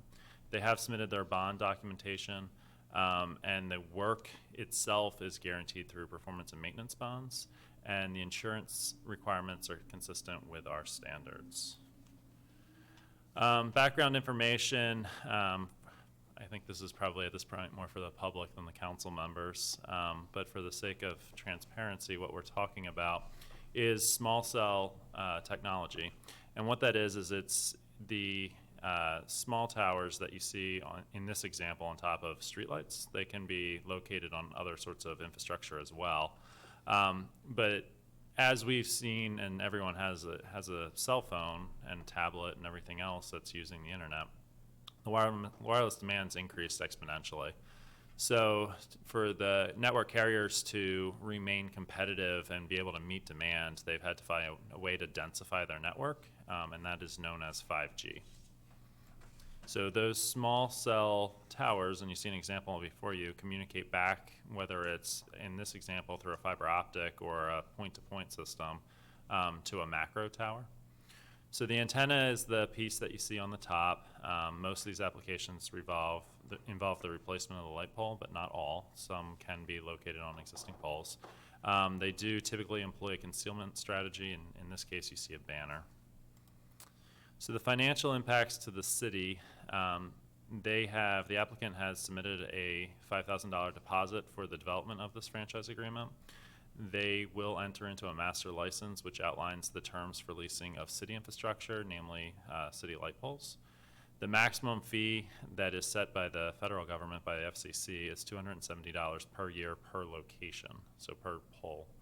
The small cell permits and master license are specific to each deployment, so they pull an application permit for each pole that they're using. So this is where we get into the questions that came up from LUTC. Singular Wireless does have 4 macro sites that they have under a current franchise with the city. These are not proposed to be modified. New Singular Wireless has committed to work with the city to improve aesthetics. And there was, at LUTC, there was one specific one that was questioned. And I guess as a point of clarification from what was discussed at LUTC is that typically they are not allowed within the right-of-way. They're required to be on private property. However, within high-density residential areas, we do not allow as a city, similar to Kirkland, Bellevue, King County, construction of new towers in those residential areas, which basically forces them into the right-of-way. So that is the one that was questioned at LUTC. That's the why.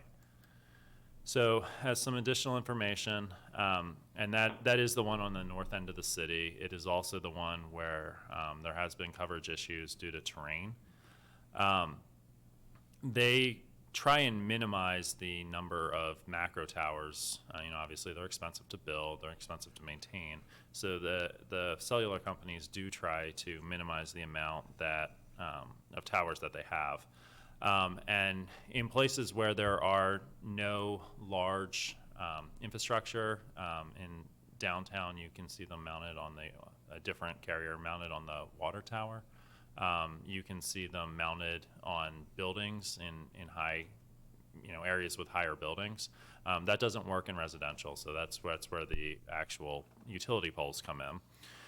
So the other question that came up during LUTC is how do you control or monitor the RF or radio frequencies that the towers give up? We punted that question to New Singular Wireless and asked them to get us an answer, which they did. And the answer is that they are federally regulated by the FCC to strict requirements, and they maintain those requirements. Most of those requirements revolve around minimum heights and minimum distances from the antennas themselves to ensure, frankly, it's more about the safety of their employees that have to climb the towers and service the device directly than the general public. The general public is far enough away from them that that's not a typical concern. So as far as concealment strategies, that's the one piece I missed on that. They can paint them, portions of the infrastructure, the poles, the brackets, that stuff to match the pole, which the one that was discussed at LUTC has been done. There was a question that came up at LUTC about why they don't paint the antennas and the arrays and the dome covers. And those are not capable of being painted. It interferes with the device itself. And that's the answer why they can't necessarily just paint the entire thing. That being said, I think there was some voices raised from the council about what can we do in the future to better conceal them. So that's an ongoing conversation as these are replaced. And certainly, I think we heard council that we want to mask them a little better in the future. So we will be working with New Singular Wireless on what exactly that means and looks like when that tower gets replaced or the infrastructure gets upgraded. So the options before council tonight are to approve the proposed New Singular Wireless franchise ordinance as first reading or to not approve. LUTC matched the mayor's recommendation was option 1 to forward approval of the ordinance. And with that, I'm available for questions. All right, council, any questions? Council, any questions? I have a question. Councilmember Sapadowson? Yeah, it says that the towers cannot be on tall buildings. Is that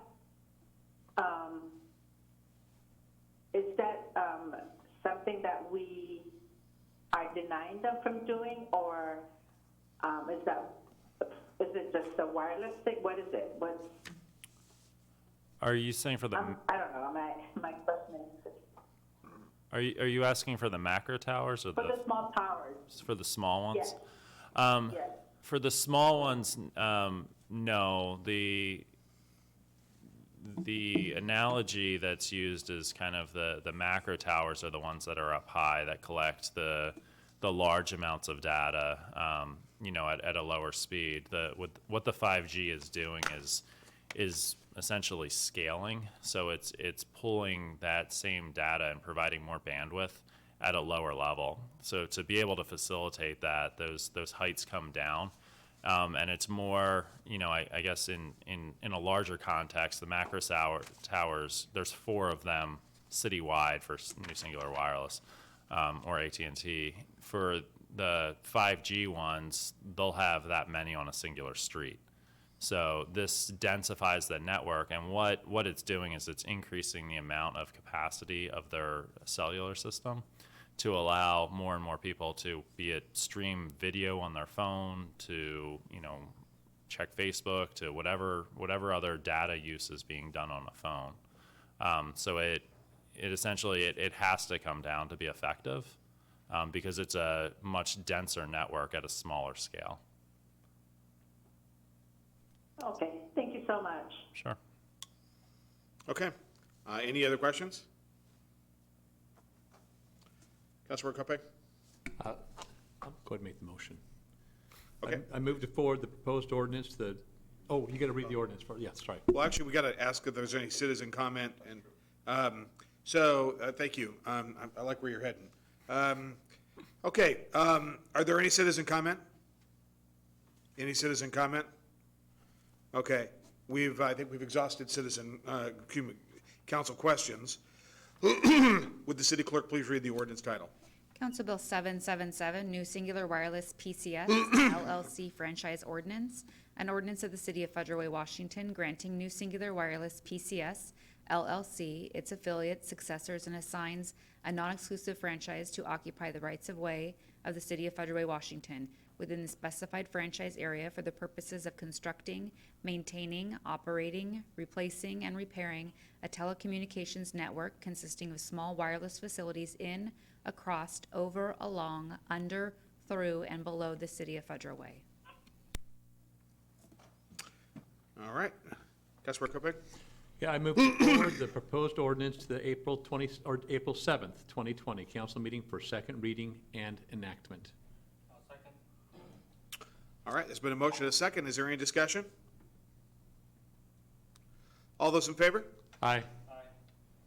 Aye. Aye. Aye. Aye. Opposed? All right, matter passes. Okay, so, 1 second.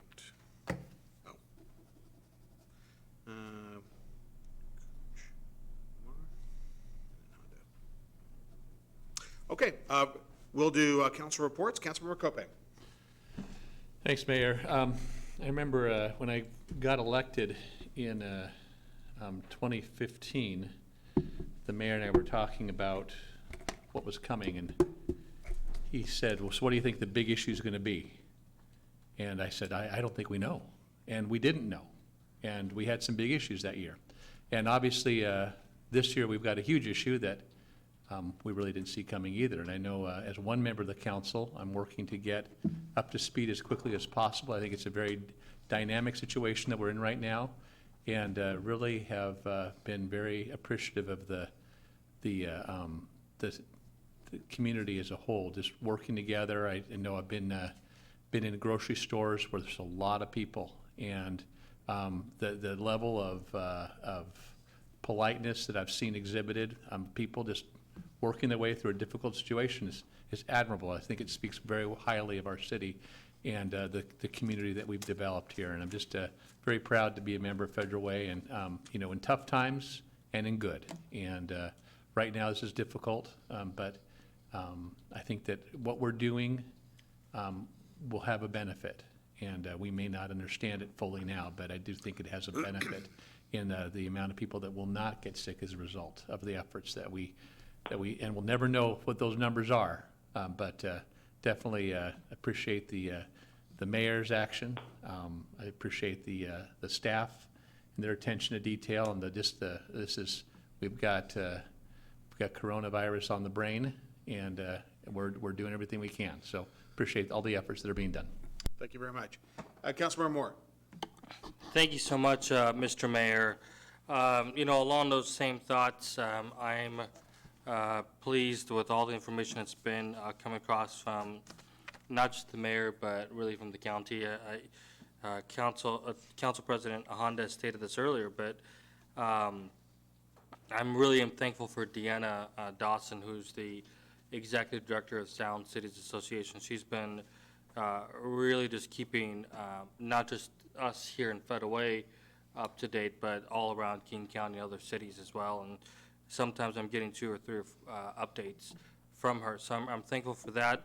I'm thankful for the IT department here that's dedicated a whole page under the direction of the mayor to provide constant information. I'm also seeing information come across the city Federal Way's Facebook page and also the mayor's Facebook page. I know that we've been posting things on our city council Facebook page.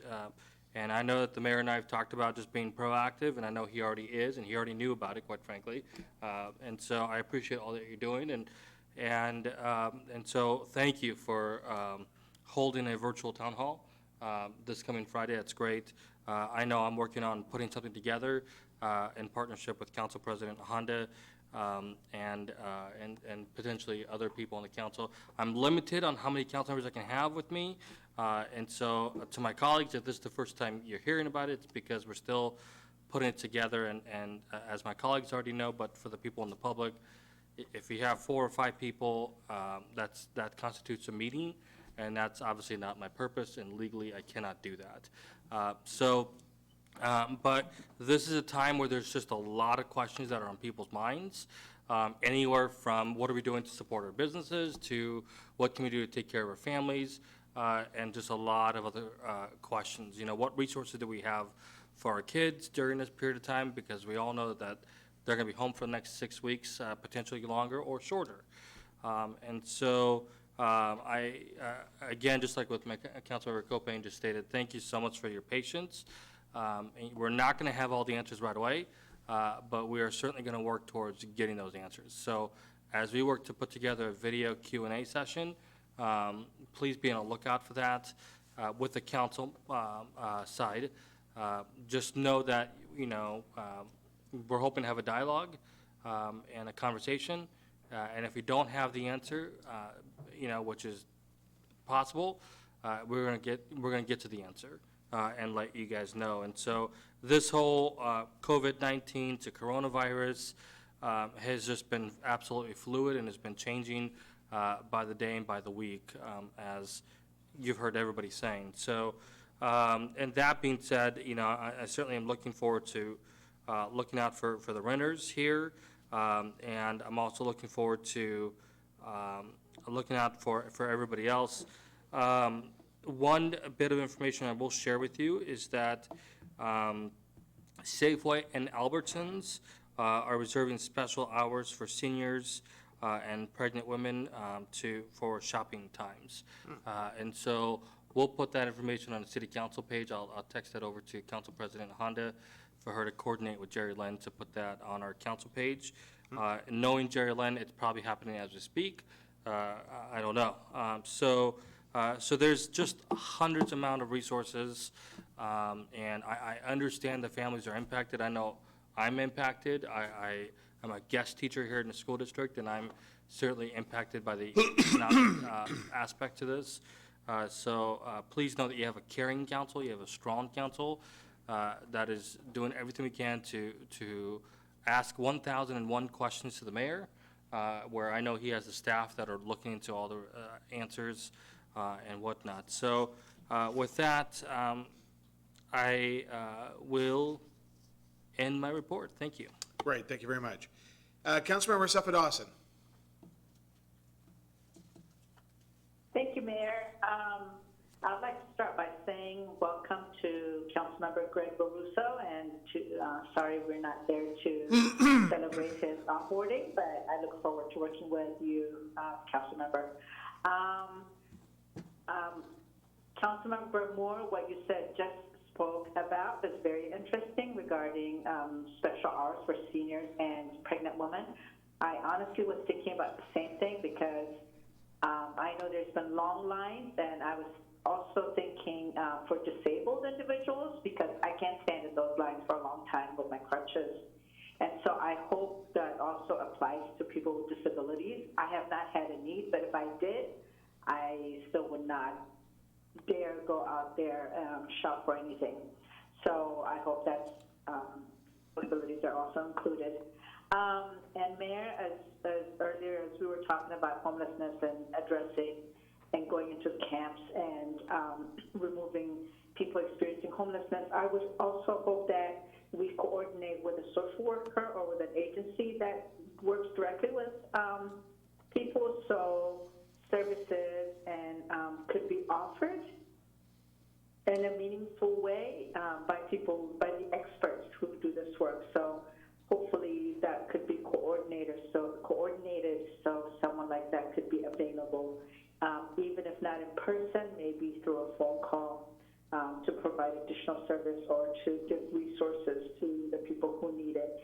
Because I know police officers have resources, but sometimes playing the dual role could be a little confusing to the people who are also being asked to leave what they consider home. So I hope that could be considered. And with that, I'm sorry I couldn't be there today, but I'm glad we could stay home and facilitate the requirement that is out there for us to have social distancing. So thank you very much to IT, and thank you for Mayor and Council President Susan Honda for making it possible for us to participate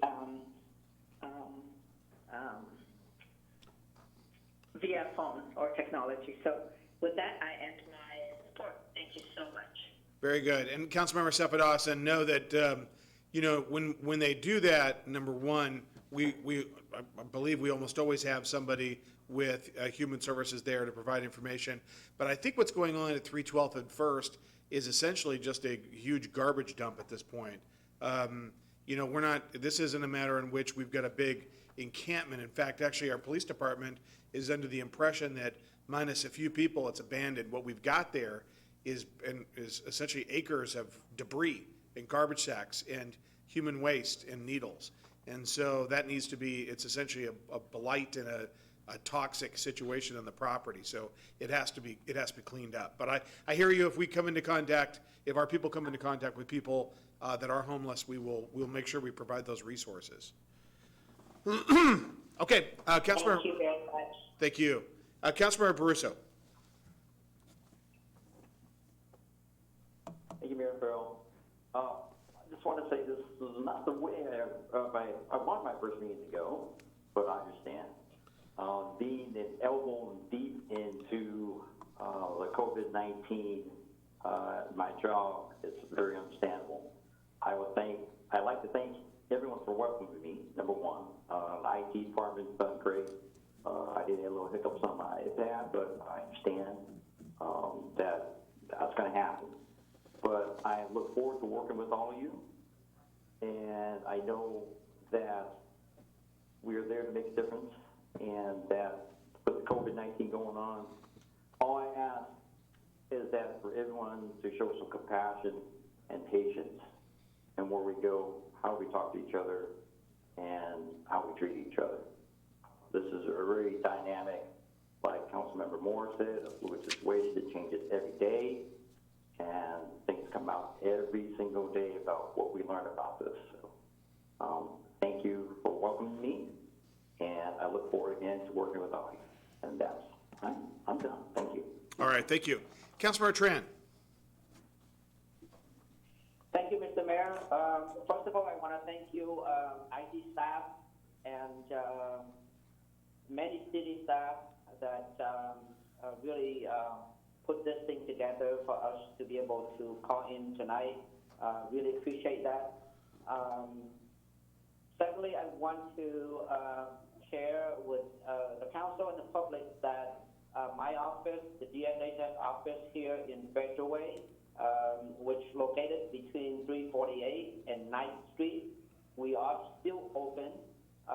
We realize that we are one of the last economic safety nets available out there in the community.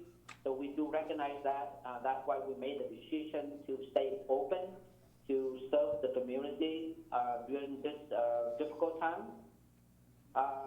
For the last few weeks, we do see the number of people coming into our office increase, and of course, this is due to the layoff or the reduction in hours from different businesses. So please know that we are standing by to help in any way we can. We do want to ask for a favor. In order to keep our staff safe and the public safe, we ask people to apply online or call our contact center instead of coming into our office. People can go online at www.dfhs.wa.gov or www.washingtonconnection.org, or they can call our customer service contact center at 1-877-501-2233. The agents are available from 8 to 5 every day to take your application. With that, I thank you again. Okay, thank you. Councilmember Kochmar. Thank you, Mayor. Well, Greg, thank you. You're going to be sharing an office with me. I'm pleased to have you with me. We're going to have an interesting time for the next 2 years. Also, I want to let the citizens know that for unemployment, they can go to Employment Security Department, which is esd.wa.gov, and apply for unemployment through there. Even if you are only going to be off for 4 weeks, you can apply there, or 2 weeks. But be sure to go there and see if you can apply for benefits through the Unemployment Security Department. I want to say thank you to my colleagues, to our staff, and also to our citizens. Stay safe, stay home, and be well. Thank you. All right, thank you. Council President Honda.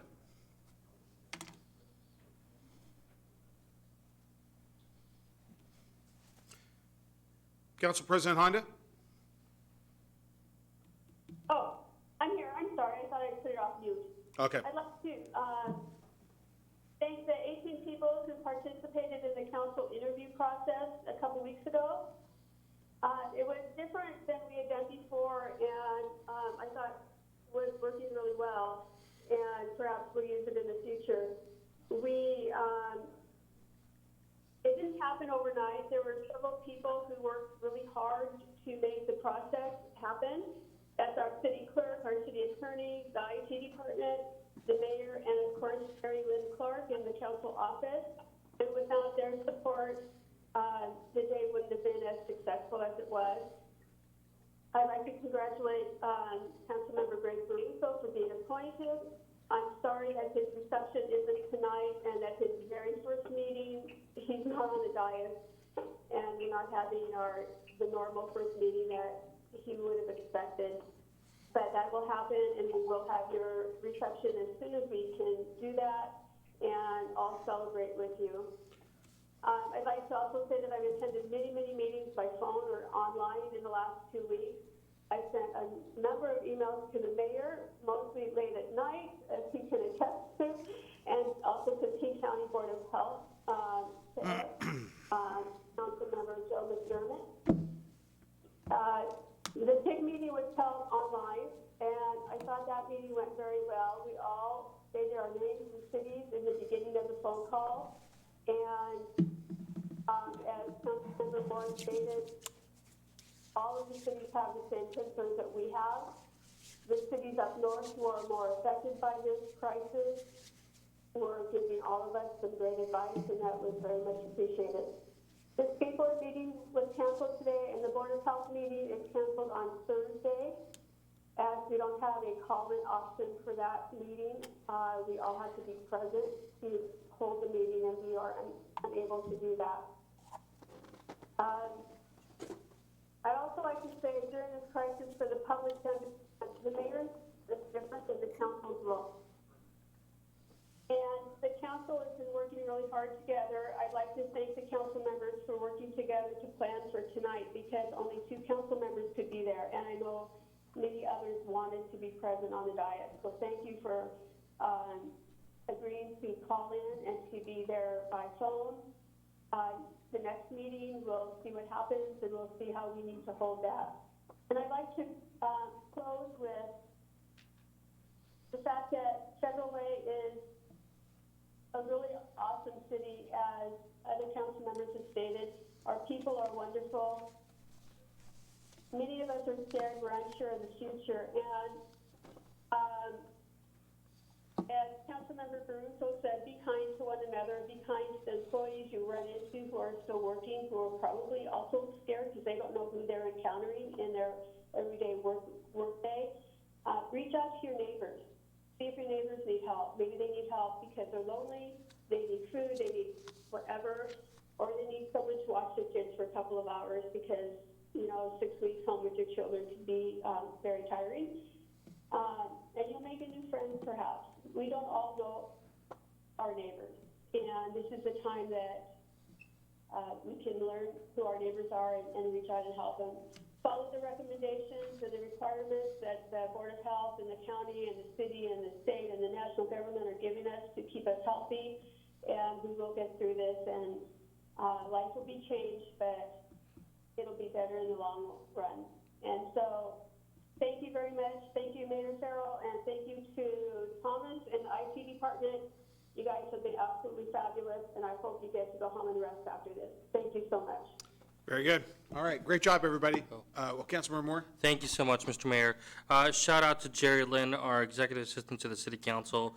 She just posted on our Federal Way City Council Facebook page the article I was talking about, which is Safe in Albertsons, reserving special hours for certain individuals. And so that's already posted on our Facebook page. Check that out. If I may, Mr. Mayor, if you feel like you're not getting enough information, the resources are there. Go to the Federal Way City Council page, go to the Federal Way City Facebook page, go to Mayor Jim Farrell's Facebook page. There's a lot that we're doing to keep people posted there. So if you're wondering what the heck the city's doing, go there. That's the place to get the information. Thank you.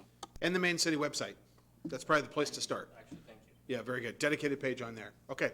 Okay, you guys, thank you very much. Great meeting. And with that, we are adjourned.